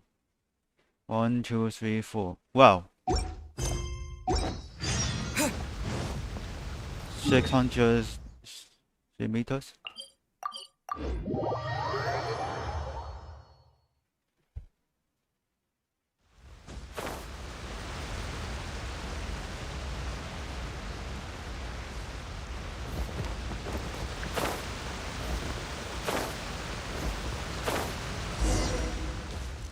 Whew. I feel more at ease on Watatsumi Island. I had an idea on the way here. Many of my army comrades are older than me, and I'm sure that handling this kind of situation must be second nature to them by now. So I thought we could go ask them for advice. But I can't just go to them and say, hey, I'm no good at this. So instead, I'm going to go with a cover story, that I'm asking for a friend.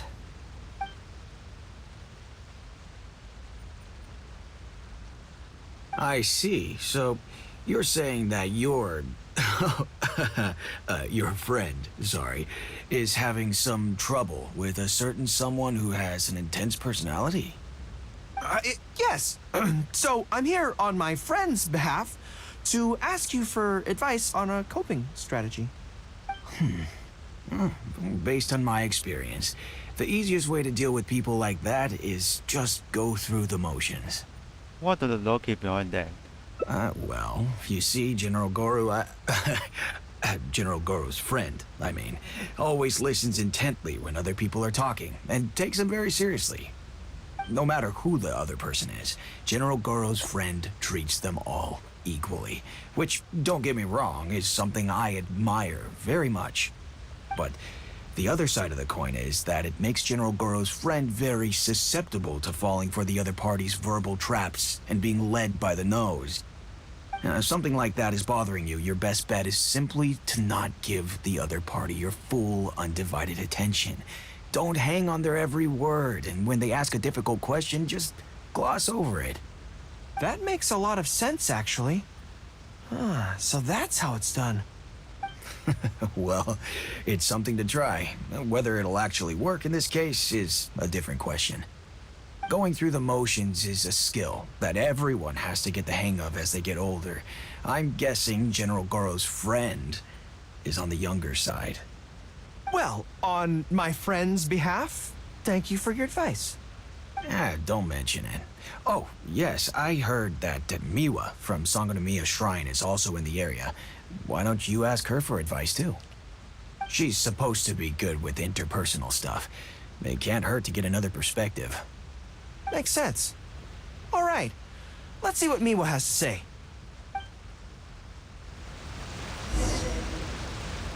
Most people who wish to have an audience with Her Excellency usually start by presenting their name cards and official documents to Miwa, who then passes them along. So I'm sure Miwa has lots of experience dealing with General Gorou and the captain of Swordfish too. What are you doing here? We wanted to ask you about something.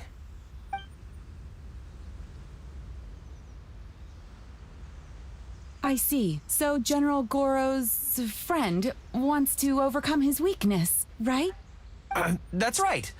Do you have any advice? Let me think.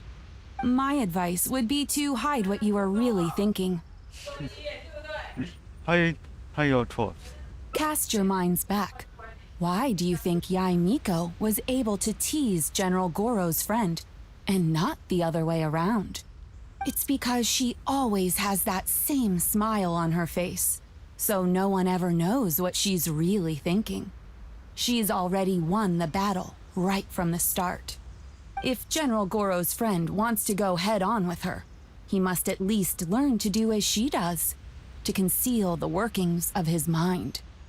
Ah, you make so much sense.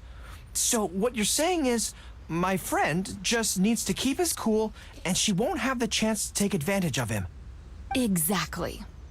Many things look complicated on the surface, but often, all it comes down to is who loses their cool first. Wonderful. You have my gratitude. I'm sure with your approach, that friend of mine will be able to overcome his weakness. Then I wish General Gorou's friend a great victory. Well, I'm slowly starting to gain confidence. Oh, I suddenly remembered. Her Excellency updated her general operational directives recently. Who knows? There may be some useful suggestions in there too. Let's go take a look, just to be thorough. Her Excellency handed me the general operational directives in 3 parts, and I think this is where I placed them. With General Gorou around. What's next? Let's see. Deployment and mobilization, logistics, conflict resolution, dealing with Outlander merchants. Aha! Got it! How to avoid awkward social situations. Well, that's Her Excellency for you. She thinks of everything, doesn't she? What does he say? Socializing is as important as a decisive battle. Know yourself and your enemy to succeed. Boy, if even Her Excellency treats this so seriously, then we'd really better be careful. What I take from this is it's not enough just to learn some general countermeasures.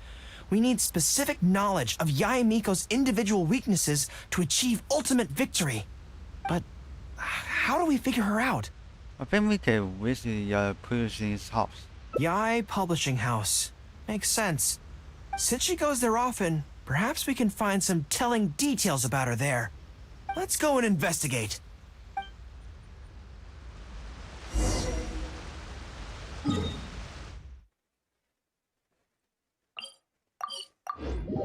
We'll talk about back in Zuma City.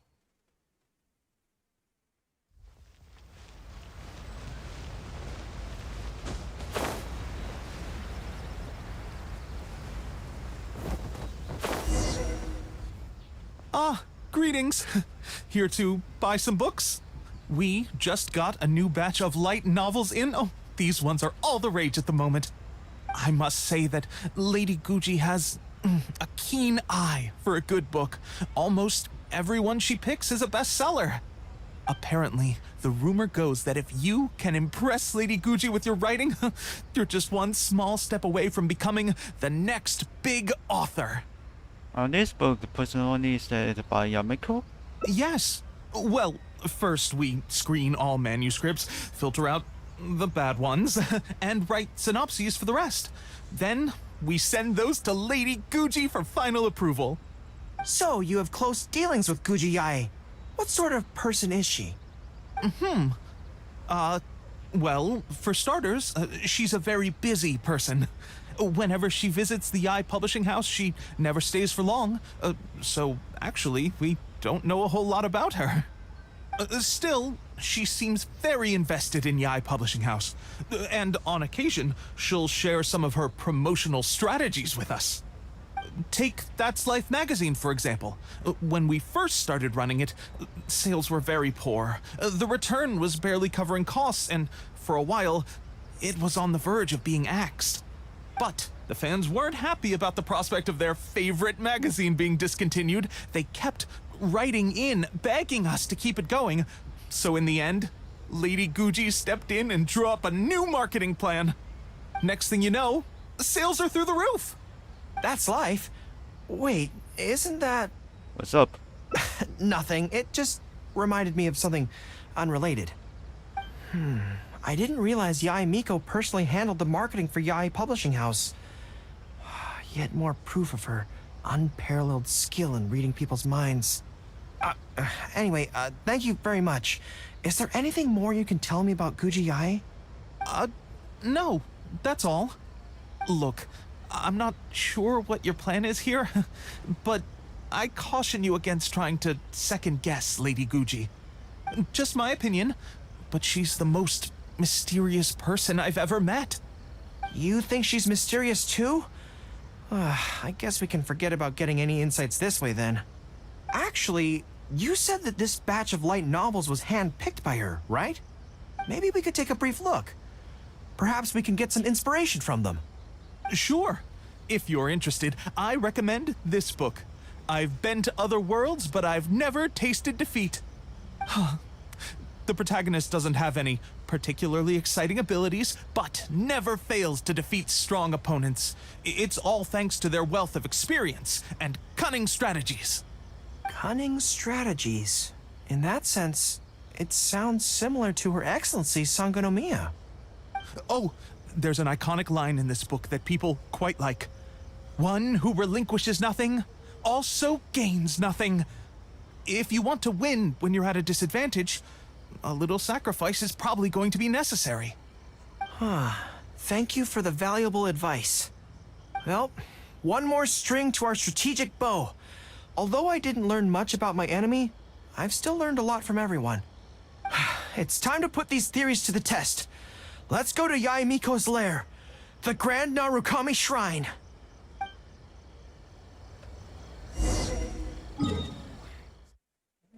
Alright, let's go.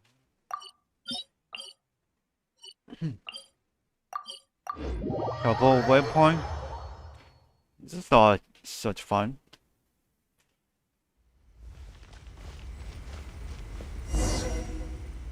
So this is the Grand Narukami Shrine.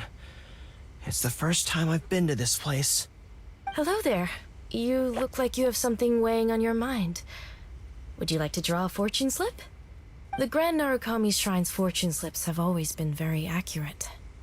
I've heard that the generals of the past used to employ all sorts of divination techniques to find out their fortune before a battle.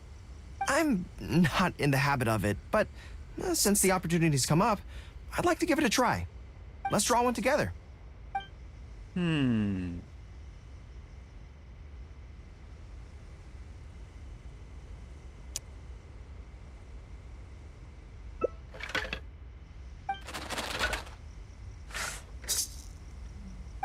Let's see what we've drawn.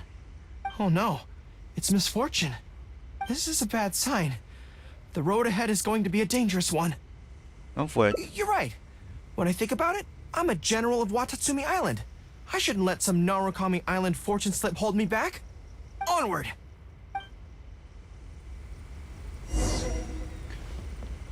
Charge Yaemiko again.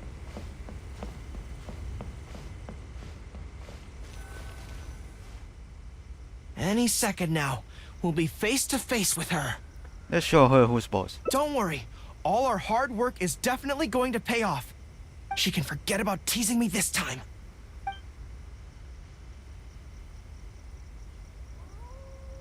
Oh? You arrived a little later than expected. Did you run into some trouble along the way? You know why we're coming. But of course. That's why I'm here waiting for you.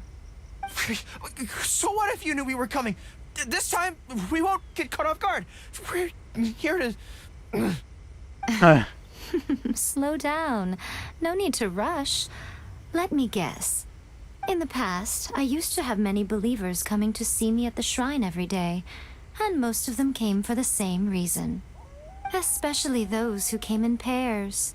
9 times out of 10, they were here seeking to know their future fate, hoping that it would be a lifetime together. If you're interested, I'd be quite happy to do a reading for you two. Together for a lifetime? Oh, then calm down, Gorou.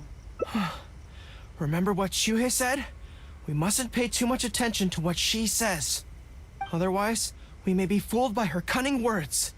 Now that I think about it, perhaps I never needed to recommend that store to you in the first place. You can just leave all your fur grooming to your little friend here. Imagine him holding your tail in one hand, combing it gently with the other. Uh-oh, not good. My mind is already full of mental images. Can only this now. I'll have to resort to the method Miwa taught us. By the way, there's really no point in trying to hide the way you feel. You might be able to remain stony-faced if you really try, but with your tail swishing behind you, it tells everything. What? Then again, you know what? What's Most that? people only pay attention to your tail, but those soft, pointy ears are really just as fascinating. Please, no more. There's only one method left. A cunning strategy that no one saw coming. This is going to hurt me almost as much as it hurts my opponent. But there's no other way. Go. I think the real reason you know me so well is that you're just like me. Just like me, you hug your tail when you go to sleep. And just like me, you daydream about someone else grooming your tail for you. I see.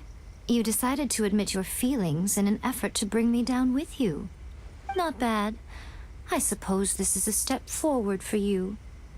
But I'm afraid I don't have a tail at all. No! Oh, KO. Retreat! Retreat! Fighting on is futile. Better to conserve resources for the next confrontation. We're out of here! When I get back, I'm going to train harder than I've ever trained before. I won't lose to her again! Bye-bye now. Come again soon. I think it's fail. No, no. Next time.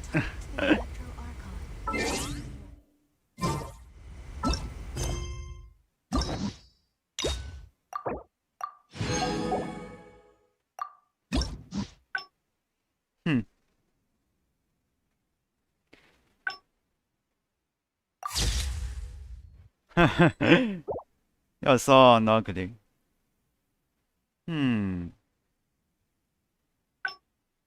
Continue playing.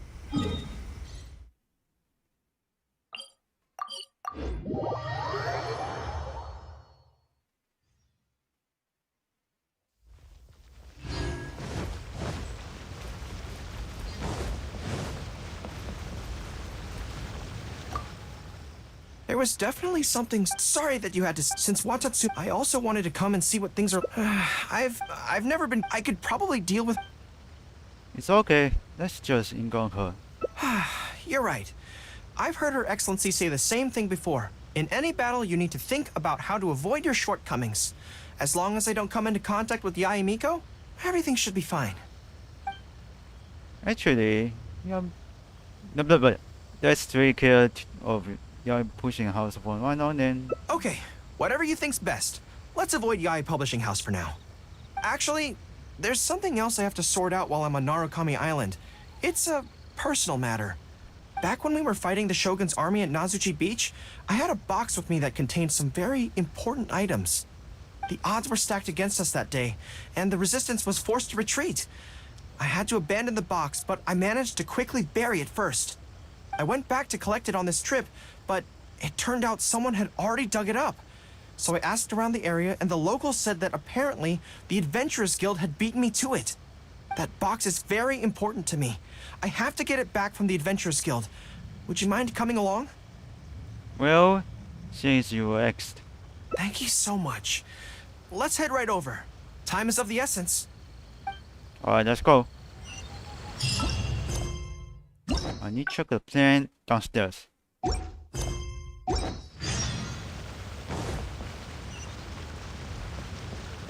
What's on so far?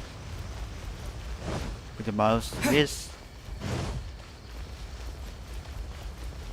Tell the cassette for the adventure.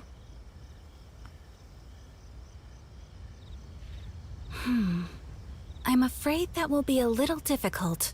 What? Why? What's happened? Don't worry. The item you are looking for is safe and sound. However, I'm unable to return it to you at present. The reason being, it is connected to a case involving the treasure hoarders, which is still under investigation.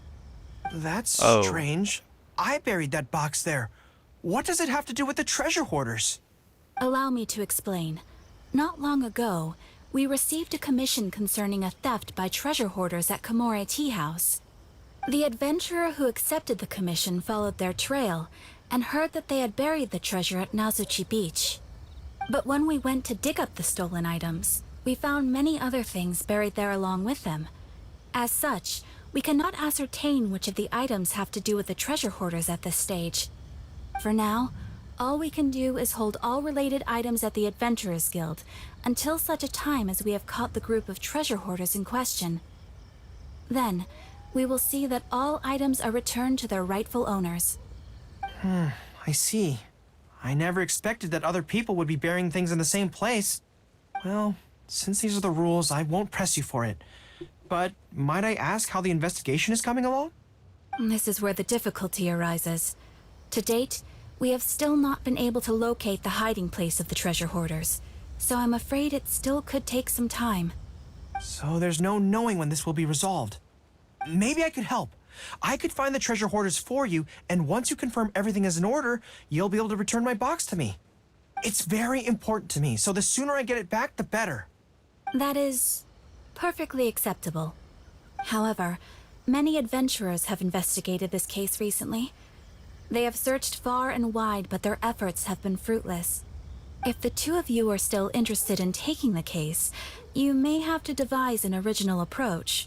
Let's head to House first. Yes, it seems like the only sensible place to start. With any luck, we might be able to find some clues there. Well, actually, since it's come up, what's the Komori Tea House like? A place to have tea. Well, obviously. Anyway, let's just go take a look.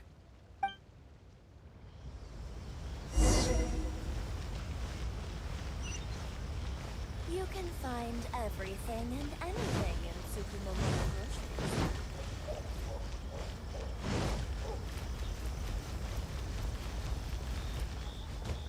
Are you here to investigate the recent theft as well? We're grateful for the assistance. However, I'm afraid I don't have any more clues. It was Tarumaru's #2 reserve fund that they stole. They struck late at night while there was no one in the surrounding area, so they could slip in unnoticed. By the time we realized, it was too late. They left enough clues for us to retrieve the box, but we found no trace of the group of treasure hoarders who dared to target our tea house. I've asked around many times, and there were no eyewitnesses at all. We're definitely dealing with experienced crooks here. Oh, Tarumaru, what are you doing out here? How strange. I don't know what's gotten into Tarumaru today. He says he knows where the treasure hoarders are hiding. You understand Tarumaru? How can I describe it? It's like listening to a regional dialect. A lot of it goes over my head, but I can still get the general gist. Anyway, he says he was there at the scene of the crime. The treasure hoarders didn't see Tarumaru as a threat, so he stayed and listened in on their whole conversation. Since there were so many of them and they were armed, Tarumaru didn't dare to bark loudly, so he just had to let them go. Oh, no wonder. Poor boy. He's been acting more anxious than usual lately and is always looking outside. And I thought he just wanted someone to take him for a walk. Yes, that does sound like quite a predicament. Okay, I think I understand now. I don't. Tarumaru says he heard the treasure hoarders conspiring to hide out at the beach directly below Tenshikaku. No one usually thinks to look there, and it's become something of a safe haven for treasure hoarders. He also mentioned that there were a gang of 5 people. The leader's name is Kosuke, and the second in command is called Yasuhisa. The leader's scent indicated he was probably from the Narukami Island area, while the 2 newcomers in the team were more likely from somewhere else. You got all them from Wolf? Thank you, Tarumaru. It must have been hard for you, knowing the details of the crime but not being able to communicate them. Don't you worry. We'll take care of everything from here. We will definitely get your belongings back. Let's go there in person. We might not have any troops with us, but between the 2 of us, we should be able to deal with a handful of petty thieves.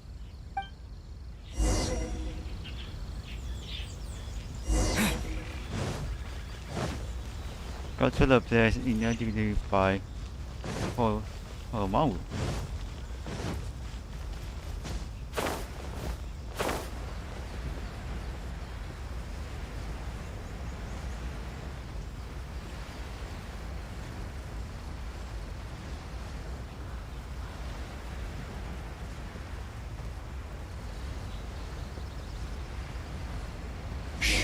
I think we're getting close. There's danger in the air. And something doesn't smell right. Be careful.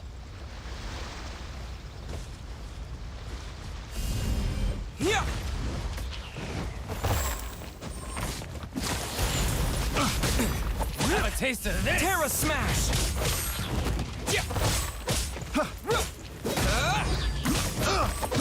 I got careless. To dust! Terra Smash! You're open.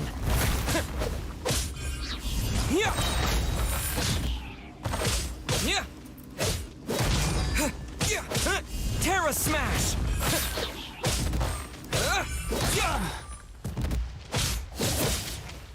Unlucky. You die. This is bizarre. How would anyone think to look here? Boss, didn't you say that the most dangerous place is the safest place to hide? Yeah, and I still maintain that I'm right in principle. Think how many days we've been here. No one else has come looking for us, have they? Can't believe we got caught.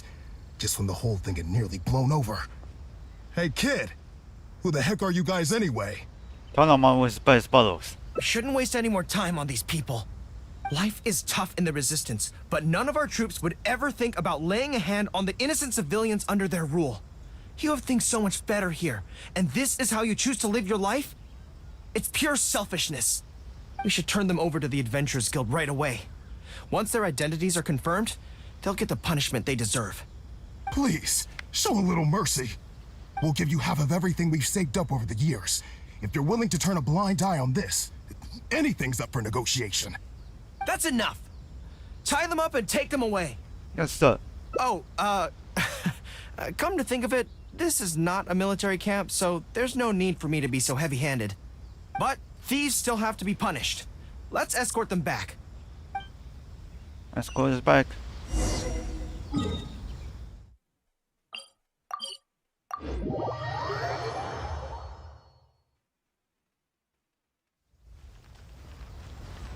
Let the show be. Let's turn our back for the cutscene. I am pleased to confirm that these are indeed the individuals who stole from Komori Tea House. I didn't expect you to catch them so quickly, especially with no new leads to explore. In accordance with the rules, now that we have procured an oral confession from the treasure hoarders and verified the list of stolen items, we can now return the box to you. Here, please take it. Nice. Thank goodness.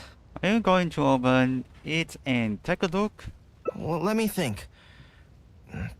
The contents of the box don't belong here. They belong on Watatsumi Island. So, let's head there now and open it. Restaurant? That place isn't even worth watching. Watatsumi Sunday.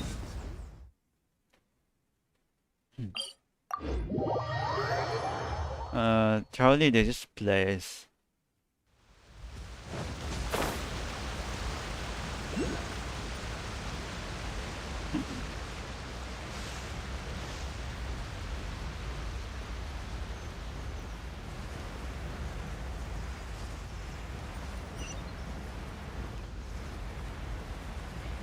That's a big good spot place.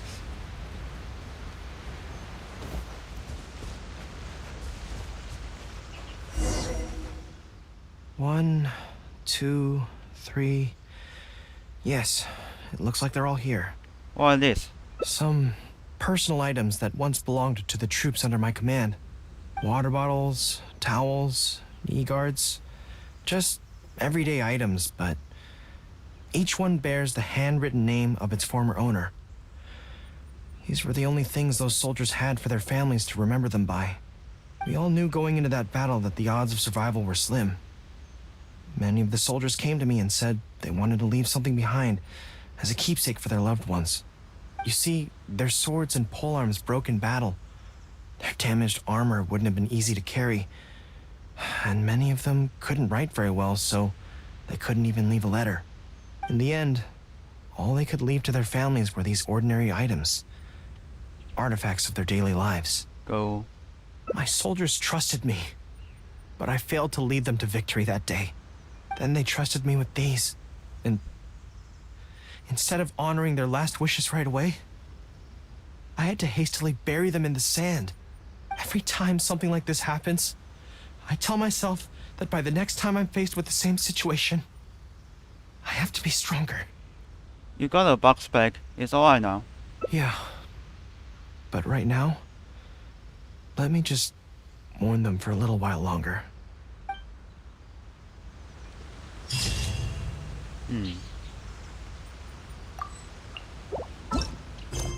Photo save. What did I choose in the next plane? There's only one plane. Where's the one plane?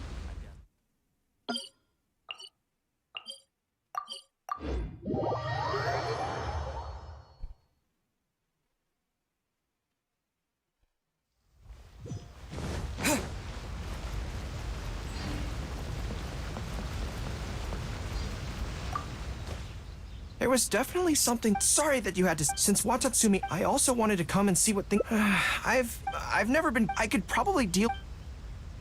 Why don't I help you overcome the ratings? Really? That would be great, to be honest. So, as soon as I've worked through. First. I can personality you find different to deal with. I see.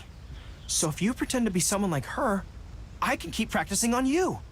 If I can get the better of you, then I'll be able to hold my own when similar situations come up in the future. Good plan.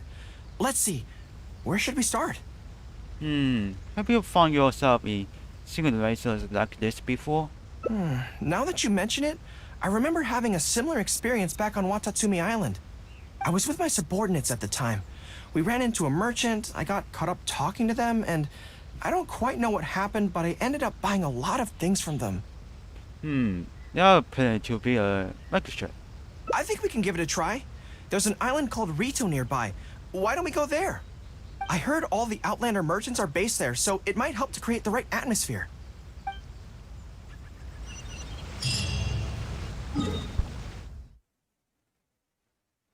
So where do I go? Me too.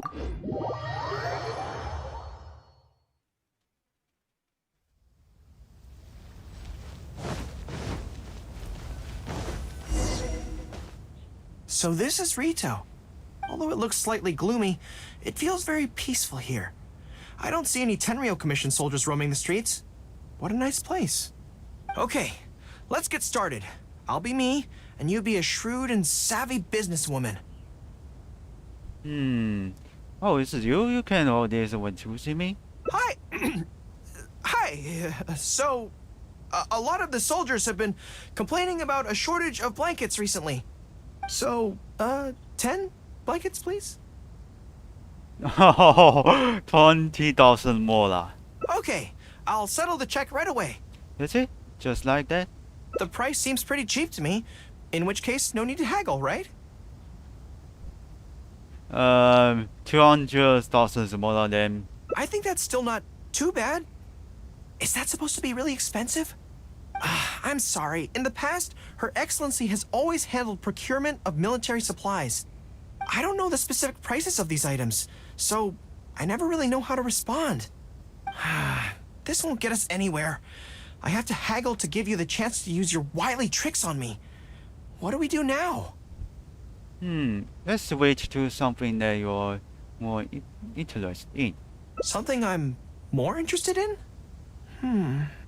Maybe, cake? Oh shit. 100,000 more than a series of cake.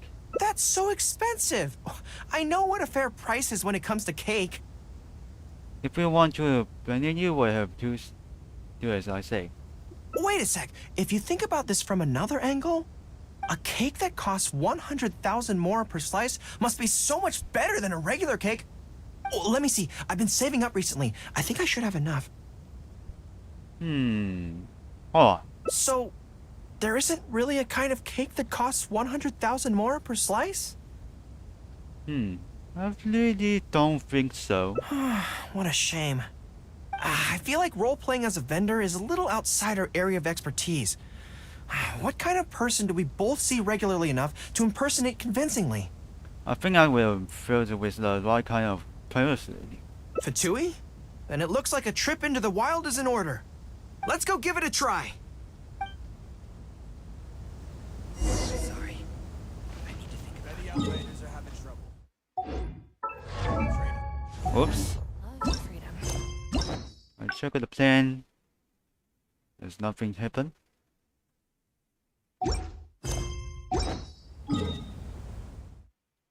Let's go to the, what's this?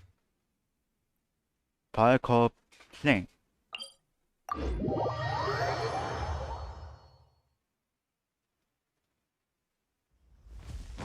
Alright, check it, baby.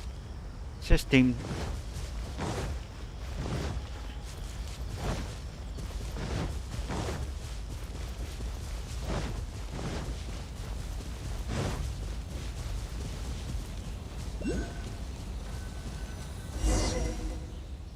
I've dealt with Fatui before, but I always end up against those big, stocky guys who are much taller than me. I'm sure I must train just as hard as they do every day, but somehow, I still don't have the muscles to show for it. Maybe I'll start to see the results in a few more years. I like it just then weighing you two off. Really? That's very kind. But still, I think that I should aim to look more muscular than my subordinates at the very least. I know that people's trust in me has nothing to do with my size, but if I were taller and bulkier, they'd be able to identify me from behind more easily when charging into battle. That way, our forces wouldn't scatter so easily.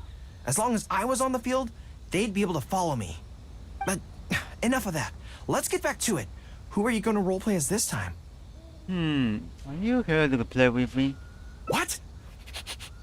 I smell danger! It's just me. Really? Huh. For a moment there, I could have sworn the actual Fatui were right here. No, wait. Behind you! It wasn't my imagination. They really are here. Prepare to engage! There you are, eavesdropper. Advance! Let me amuse myself a little. Quick!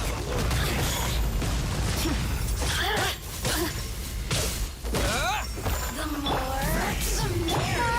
La, la, la, la. Let's dance. Don't get frostbite. Over here.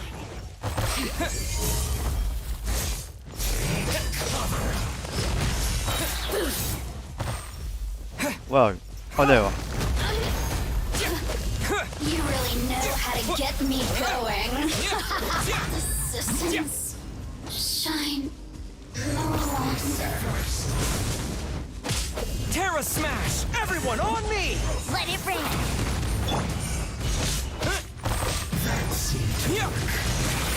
Counterattack! To dust!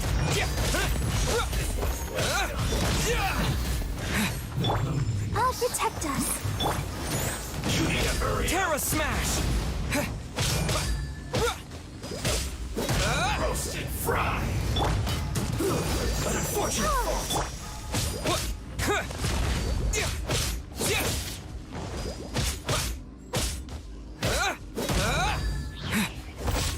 Terra Smash!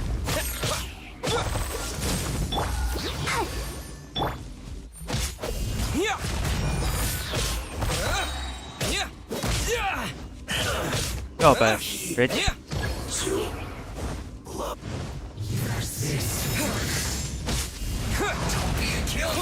What the fuck? Are you freaking serious? I'm so sorry. You can't run! Looks like I went too far.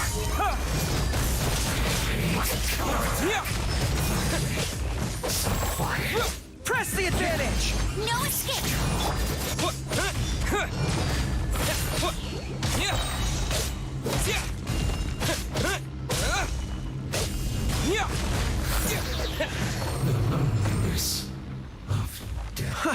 It's all fun and games until the real Fatui show up, huh? That little interruption has really ruined the mood for me. Let's not do any more Fatui impressions for today. It seems in poor taste after the trouble they caused in Watatsumi Island anyway. Do we have any other options? There's only one thing for it. What do you mean? Let's go to the chest. Isn't this moving a little too fast? Her Excellency advocates slow and steady progress in all things and cautions against trying to advance too quickly. To clarify, it's not that I'm scared. It's just that I don't know if the time is right. Be bold and give it a try. I guess you're right. Thanks for your encouragement. It's not like me to shy away from a challenge like this. Let's do it! Time for a make or break training exercise.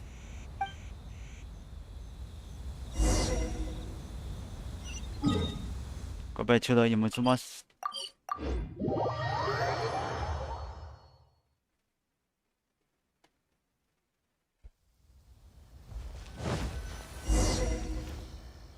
And we're back. Ready? Don't worry, my head's in the game this time. I am a high-ranking military officer of Watatsumi Island and the General of the Resistance. Whatever tricks you've got up your sleeve, you're not going to get to me. So bring it on! How lovely. This feels like... Go on, let me rub your ears. Yes, it definitely feels like... Now you makeup? No, not even slightly. It's not that you do a bad impression of her, more like something is missing. I finally realized it when you were talking to me just now. I think that maybe what I'm really afraid of is her knowing smile and her piercing gaze. It just makes me feel like all my secrets have nowhere to hide, like she can just peer in and see them. But it's different with you. I trust you, so I don't feel I need to hide my secrets in the first place. Even when you're imitating the way she speaks, I don't feel afraid. Because we fought side by side in the past, and I know I don't have to have my guard up around you. That makes sense.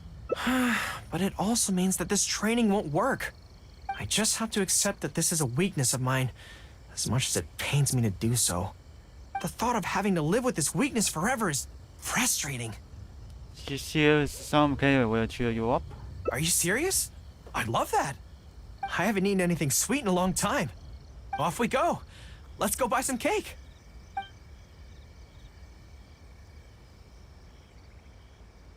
All right. The next step is to find somewhere nice and quiet. Is that all? Ooh, you restaurant? Go to the quiet spot.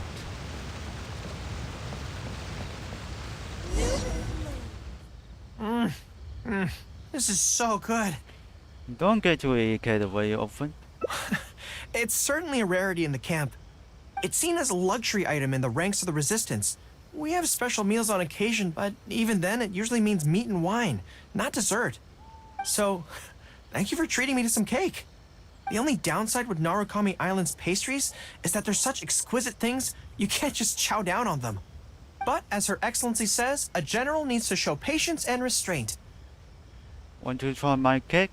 Wow, don't mind if I do. That's so sweet.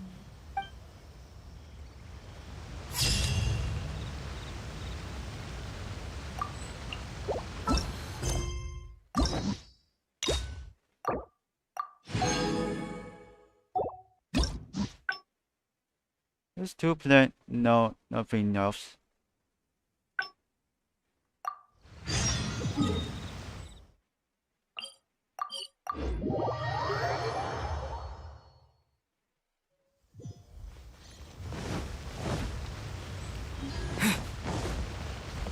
Is this specialty?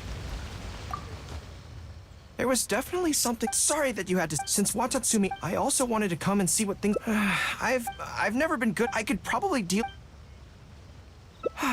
You're right. Actually, your milk is not all bad. Really? Well, it's a relief to hear that. In that case, I still have some business to take care of with the Yai Publishing House. What is this? They run a monthly magazine called That's Life, which has an advice column. Readers write in about their problems, and I'm responsible for responding to them.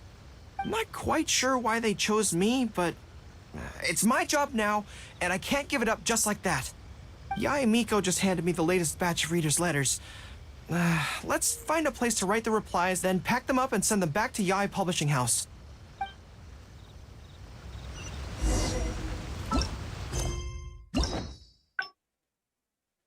guy.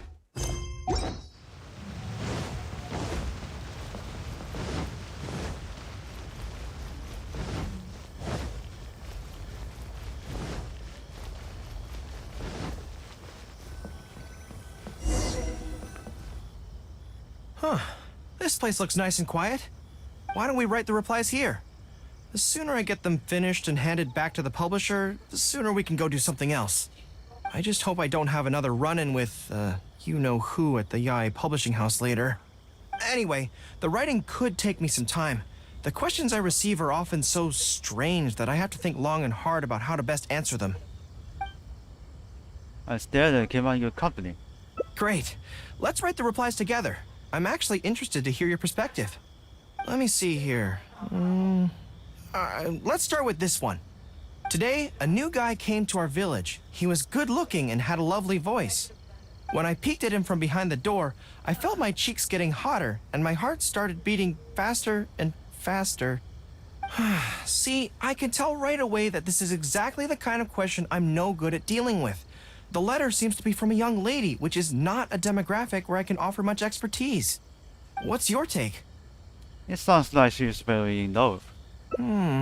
Well, I don't know what it's like to be in love, but if you say so, I think it makes sense. I'll reply like this then. It's likely that the feelings you're experiencing right now won't occur many times in your life. I urge you to summon the courage to seize this opportunity and see where it takes you, no matter where that may be. More professional than I expect. What? Really? But that's how it is in battle, too. Opportunities to seize victory are fleeting. When they arise, you have to capitalize on them right away. I imagine it's the same in love. That's my suggestion, anyway. Come on, let's read the next letter. What's this one say? My neighbor is always borrowing money from me, but never seems to be able to pay me back on time. I have tried subtly raising the issue in conversation several times, but he always finds a way to dodge my questions. He was kind to me when I was young. I don't want to make things ugly, but the money issue bothers me a lot. Please help me. If this is a dispute between neighbors, it must be settled as soon as possible. It's like when conflict arises between generals in the army. The proper policy is to resolve it without delay. The most important thing in military regulations is fairness. It is only right to pay back a debt. I want to suggest that the writer demands their money back in no uncertain terms. Do you think that makes sense? I completely agree. Okay, so let's reply along those lines. Let me think. How about this? It is good that you want to repay your neighbor's kindness, but be aware that you can find other ways to do this that don't involve lending them money. Right now, the most important thing for you to do is demand your money back. Being kind does not mean allowing your neighbor to walk all over you. Okay, and we are done with that letter. The next one seems longer. Let me see. Hello, I was born on Narukami Island, and now I'm a soldier in the Resistance. So, this is from one of my troops? Is this someone you know? Most likely, but I'm not sure who. Before passing any reader's letters on to me, Yai Publishing House has their staff copy each one by hand and redact all names in the process. So I can't be sure who exactly this is. Anyway, let's keep reading. I couldn't turn a blind eye to the Vision Hunt Decree, and my anger drove me to join the Resistance. My comrades and I have fought side by side, and I have formed deep friendships with them. Since we achieved our goal and the war came to an end, I have remained on Watatsumi Island. But this is not my hometown, and I often find myself dreaming of the cherry blossoms falling on Narukami Island. I now don't know whether to stay here or return home. The Resistance has treated me well, and I've long been disillusioned by the shogunate, but my hometown tugs constantly at my heartstrings. How should I reply to him? You have a choice on this one, Gorou. Let me think about it. To be blunt, I obviously don't want any soldiers under my command to leave. But if making them stay causes them pain, how are my actions any different from the Vision Hunt Decree? I suppose I'll reply... Narukami Island has changed. You should go back and visit. That should do it. Are you okay? I'll be okay. Come on, let's finish the rest of the letters.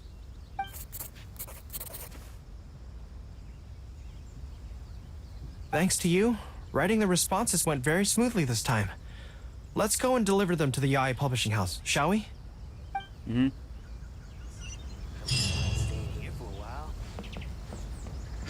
Oh no. What's the problem?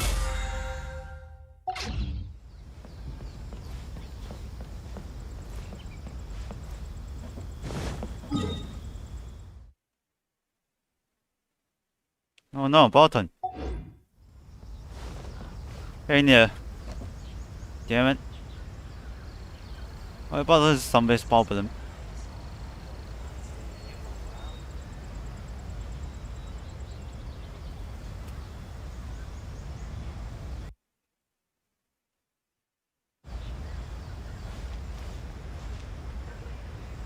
Here we go.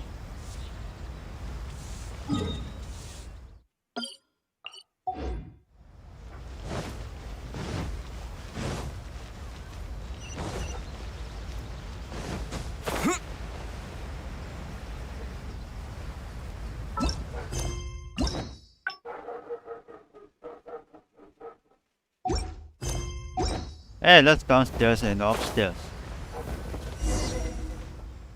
Ah, great. That's all the replies for this round accounted for. Thank you for all your hard work, Mr. Gorou. Think nothing of it. I agreed to help, so it's only right that I do the best I can. Could I trouble you to come back to Watatsumi Island with me? I want to find that soldier. Not to persuade them to stay, I don't want them to leave without saying goodbye. Kazuha once told me that the bonds between people whose paths have crossed can never be broken, even after they part ways.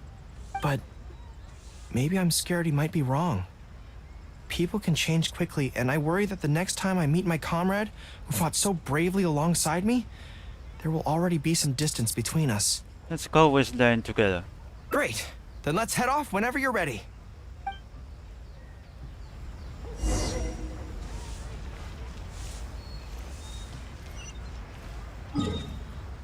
600 kilometers.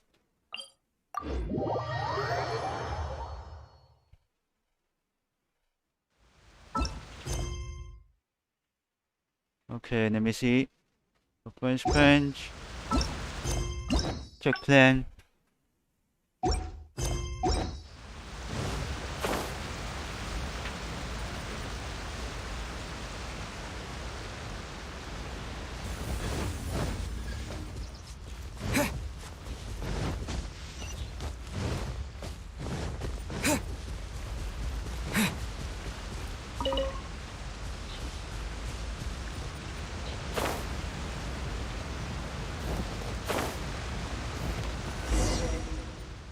General Gorou, and Captain of Swordfish too. General Captain, are you here to inspect the camp? Not this time. I just thought I'd come by to catch up while everyone has some downtime. Certainly, General Gorou. Anything you want to discuss, we'll share whatever we know. But we haven't been out of the camp lately, so we don't have a whole lot of interesting stories. Actually, I've had something on my mind and wanted to ask everyone's thoughts on the matter. You see, after the war, Her Excellency streamlined the army and a lot of people were transferred to other duties. Do you still have much contact with each other? To be honest, not much. We're so busy even with just training and patrolling that it's almost impossible to squeeze in the time to meet up. We have holidays, but we usually use them to go home and spend time with our nearest and dearest, and besides, everyone's vacations come at different times, and our schedules rarely overlap. Yeah, I'm busy when they're free, and they're busy when I'm free. Anyway, even if we did manage to meet up, what then? We all do different jobs now, and we all have new friends who aren't mutually acquainted. I'm not sure what we'd talk about. So that's really how it goes, huh? We'll go through it. I know.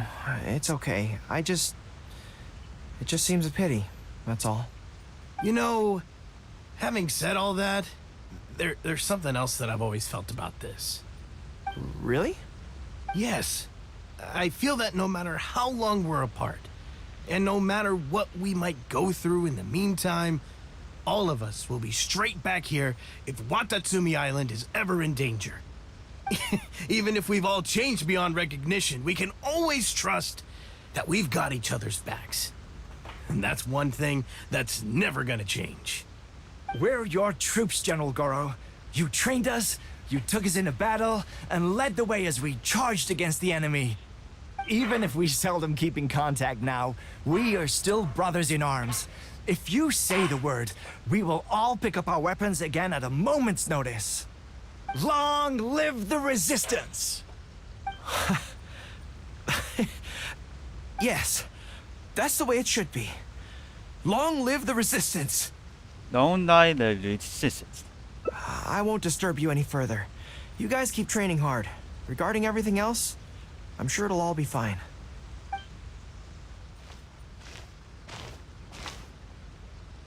Ah, General Gorou, you're here. I believe Hiroaki's been hoping to catch you.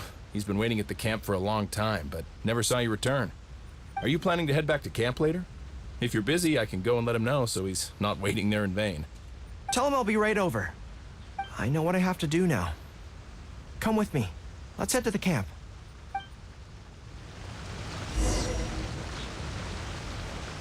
Denjiro is right. No matter what changes the future may bring, we will always have each other's backs. Sure, there may be some awkward silences when we meet again after a long time, but in no time at all, we'd be the best of friends again.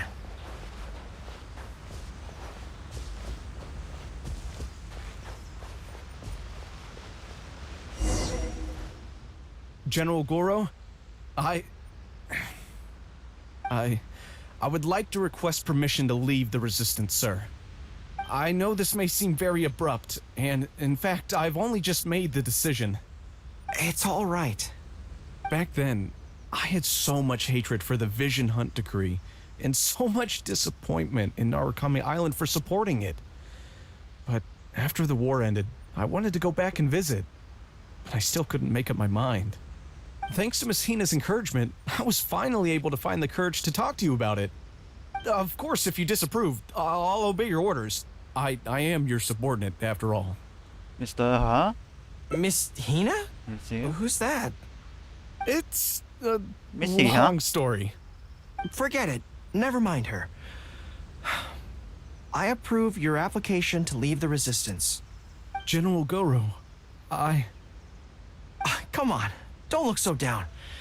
It's not like we're never going to see each other again. If you ever have the time, you should come back and visit Watatsumi Island. There's no need to limit yourself to a specific place. Just do what you want to do. No matter where we are, we will always be comrades. Yes, General. And send the soldiers off to the shelter house. I'll take my leave then. Take care of yourself, General Gorou. Take care. That was okay. Or should I say, it was for the best. This is how it should be. It should leave you with a smile on your face. Just like this. Oh, his leave.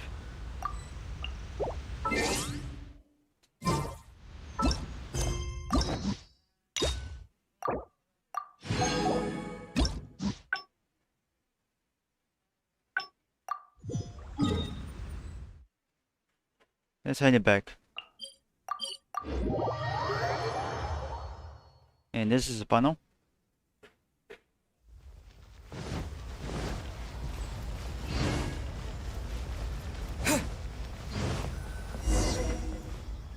Huh. Here it is. Why don't we write the reply? I just hope I don't have... Anyway. And go to Kiwashi, you're pushing in house. Ah, you want to scout ahead? Yeah, that works. This way, if Yae Miko's lying in wait for me there, I can avoid her.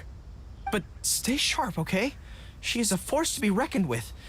You must be sure to tread carefully. If you spot her, get yourselves back here right away, and we'll run for our lives. I mean, we'll make a strategic retreat. Anyway, I'm counting on you.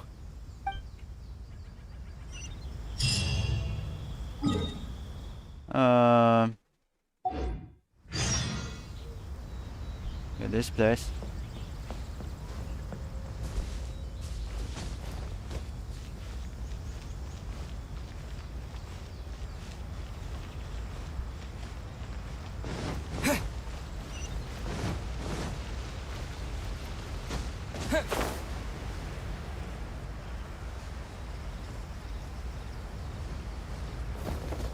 Oh, so close. All right, everyone, settle down. We are gathered here today, united by a common purpose. Now, who can tell me what they think that might be? Let's see what this is all about. Well, of course, it's to tell the whole world about how wonderful Miss Hina is. An excellent answer. How gentle she is, how understanding she is, how delightfully mischievous she can be, on occasion. We can all testify to the great joy that Miss Hina has brought to our lives. But my friends, there are so many people out there in this world who still need Miss Hina's salvation. We can help by spreading the good news about Miss Hina to every soul in the world. My friend, do you have a moment to talk about Miss Hina? Oh. Friends, I found one! Someone needs our help!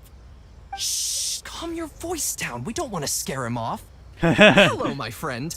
On this joyous day, we would like to open our hearts to you and tell you about the existence of a perfect being.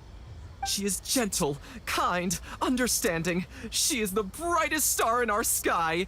Here, have this pamphlet. So, what do you think? What's this? What? This? Oh, my apologies. In my excitement, I forgot to give you all the details. Have you ever come across a magazine called That's Life, published by the Yae Publishing House? It's a monthly magazine featuring, amongst other things, an advice column. We were among the first readers to send in letters seeking advice, and we've received kind and gentle replies to each one. Although the editor chose to conceal her name, gender, and other details, we all see her as an emphatic older sister figure and feel convinced that she must be the same sort of person in real life. There's no mistaking it. Just from her letters, I can feel that she respects me, trusts me. She has a natural ability to connect with people. She's so considerate. She can always sense our true emotions from our letters and never fails to deliver the advice and the encouragement we need. Except when it comes to the topic of romantic love. She's clearly not an expert there. But even then, that just makes her all the more endearing to us. Recently, the column went through a low period where it just wasn't popular at all. In fact, they almost axed it. Fortunately, Yae Publishing House made the decision to publicize her image, and then the column finally started to grow in popularity. So Mrs. Hina is... That's right! Miss Hina is the person in charge of That's Life magazine's advice column. She is the one we all admire and adore so greatly.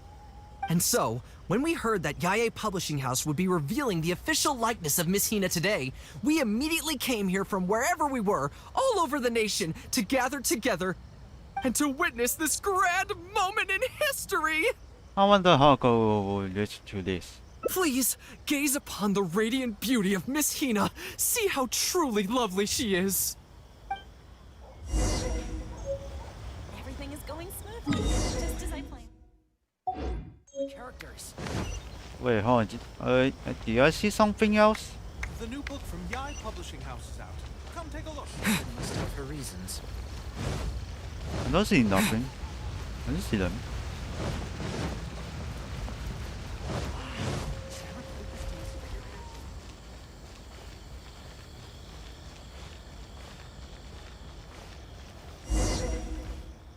Oh, hey, there you are.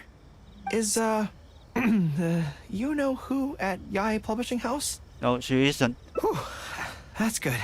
What's up, Gorou? I just finished writing my replies, so I was about to head to Yae Publishing House and hand them in. Why are you helping to once for them? Why? I guess it's because I can help people this way. Also, the editor said to me, this is something that only you are capable of. They made quite a solemn request when they first approached me, so I felt like I couldn't refuse it. But once I'd settled into it, I found myself really enjoying it.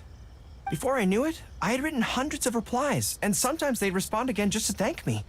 It made me so happy whenever they'd compliment me. Every time I think about that terrifying woman, I feel like I want nothing to do with Yae Publishing House. But then, whenever I think about how my replies can help so many people, I feel a sense of responsibility. By this point, I'm so used to it that I'd probably find it hard to adjust if I ever gave it up. I'll just every 2 times for people now. Well, I don't quite know what's going on, but I'd like to get these letters delivered quickly while you-know-who isn't around. I'm really looking forward to the readers' reactions when they receive my letters. In the army, people are always a little reserved when talking to me because I'm a general. But those obstacles are removed when you're communicating via letters. Everyone who writes seems to treat me like that one friend who they can share anything and everything with.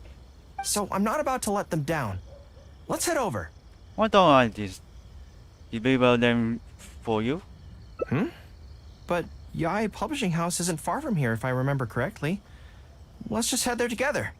Besides, this way, if you-know-who does show up, we can look out for each other. Let's go.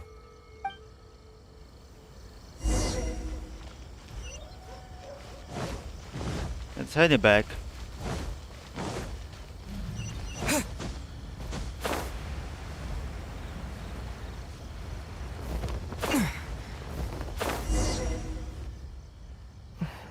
Strange. It seems unusually lively here today. I don't come here often. Is it like this most of the time? Not really. Hey, there seems to be some commotion over there. Let's check it out. Allow me to reiterate, my friends. We in the Miss Hina fan club must abide by the club rules. Firstly, we mustn't try and probe into Miss Hina's true identity. We of all people cannot cause her any trouble. Secondly, fans of Miss Hina are not to make any controversial statements when representing the fan club. We must exercise self-discipline and present a good image in front of other people. Thirdly, while our mission is to promote Miss Hina in every way possible, if someone we're talking to says they're not interested, we are to respect that and not go forcing it down their throats. And finally, we are here today because Miss Hina has brought us together, but we are also here to change ourselves for the better, for her sake. Can we do that, people? Can we do that? Yes, we can! Always make her proud and never bring her down. Oh, so this is what they call a fan club. I don't know whose fan club it is, but they are raring to go. Reminds me of the rallying speeches we used to give before going into battle. Something's up, isn't it? I can tell. You're avoiding my gaze. Did something happen? It's not her, is it? Excuse me, friend. Something about you looks awfully similar to Miss Hina. Oh, you mentioned names. I see. Well, one way or another, fate has brought you here. Have you ever heard of Miss Hina? Sorry, I'm not sure. Well, now's as good a time as any for you to find out more. Miss Hina is gentle, kind, and considerate. You can tell her anything that is bothering you, and she will patiently advise you on how to deal with it. Oh, well, she sounds like a very pleasant person to be around. She must be the polar opposite of Yae Miko, right? But he's the spitting image of Miss Hina. I wonder if they're blood relatives. Shh! Have you forgotten? We may not pry into Miss Hina's identity. At least let's take a photo with them. Friend, may we take a photo with you? We borrowed a camera specifically to witness the official unveiling of Miss Hina's image today. Sure, that's fine. Why do they want to take a picture with me? It's not good signal on their custom. All right, sure.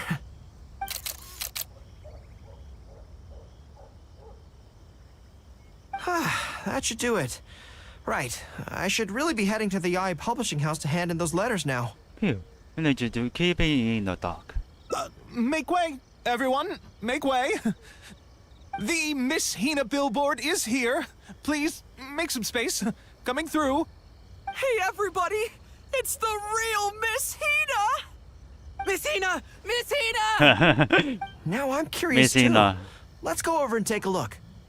No. Huh? Why? What's the problem? I hear your Miko is about to arrive back. Really?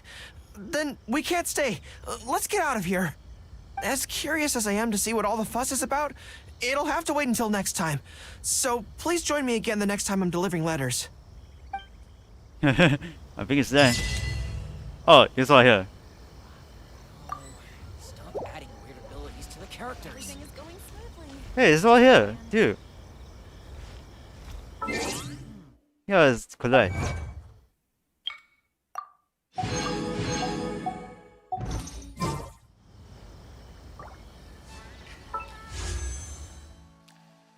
Alright, let's go to the... Let's go there, you are.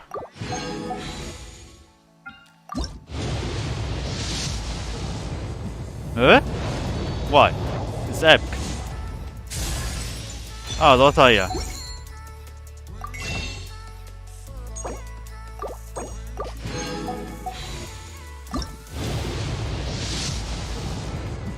Nope. It's all epic.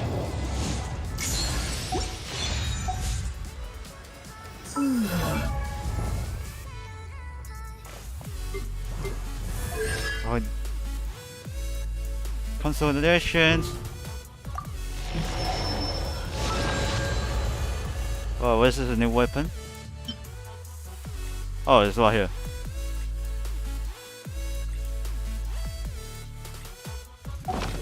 Oh, finding this legendary weapon was not sure though.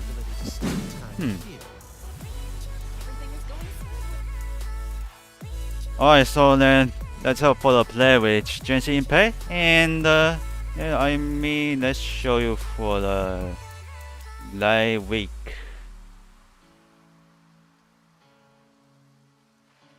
Okay, let's in again. Home.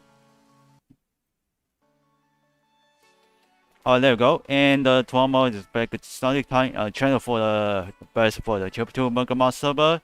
Windows servers or other games. And Saturday SM. Sunday is holiday. I will not stream. And post stream on Discord notification. My Discord notification. Not your Discord notification from the Discord server. Alright, let's back. Okay, so hope you join guys in the live stream. Please don't forget to follow if you the money. Please don't forget to donate and much. Link in panels down below in Twitch channel.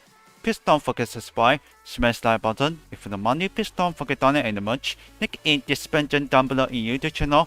But now I will see you in the next time. Bye bye.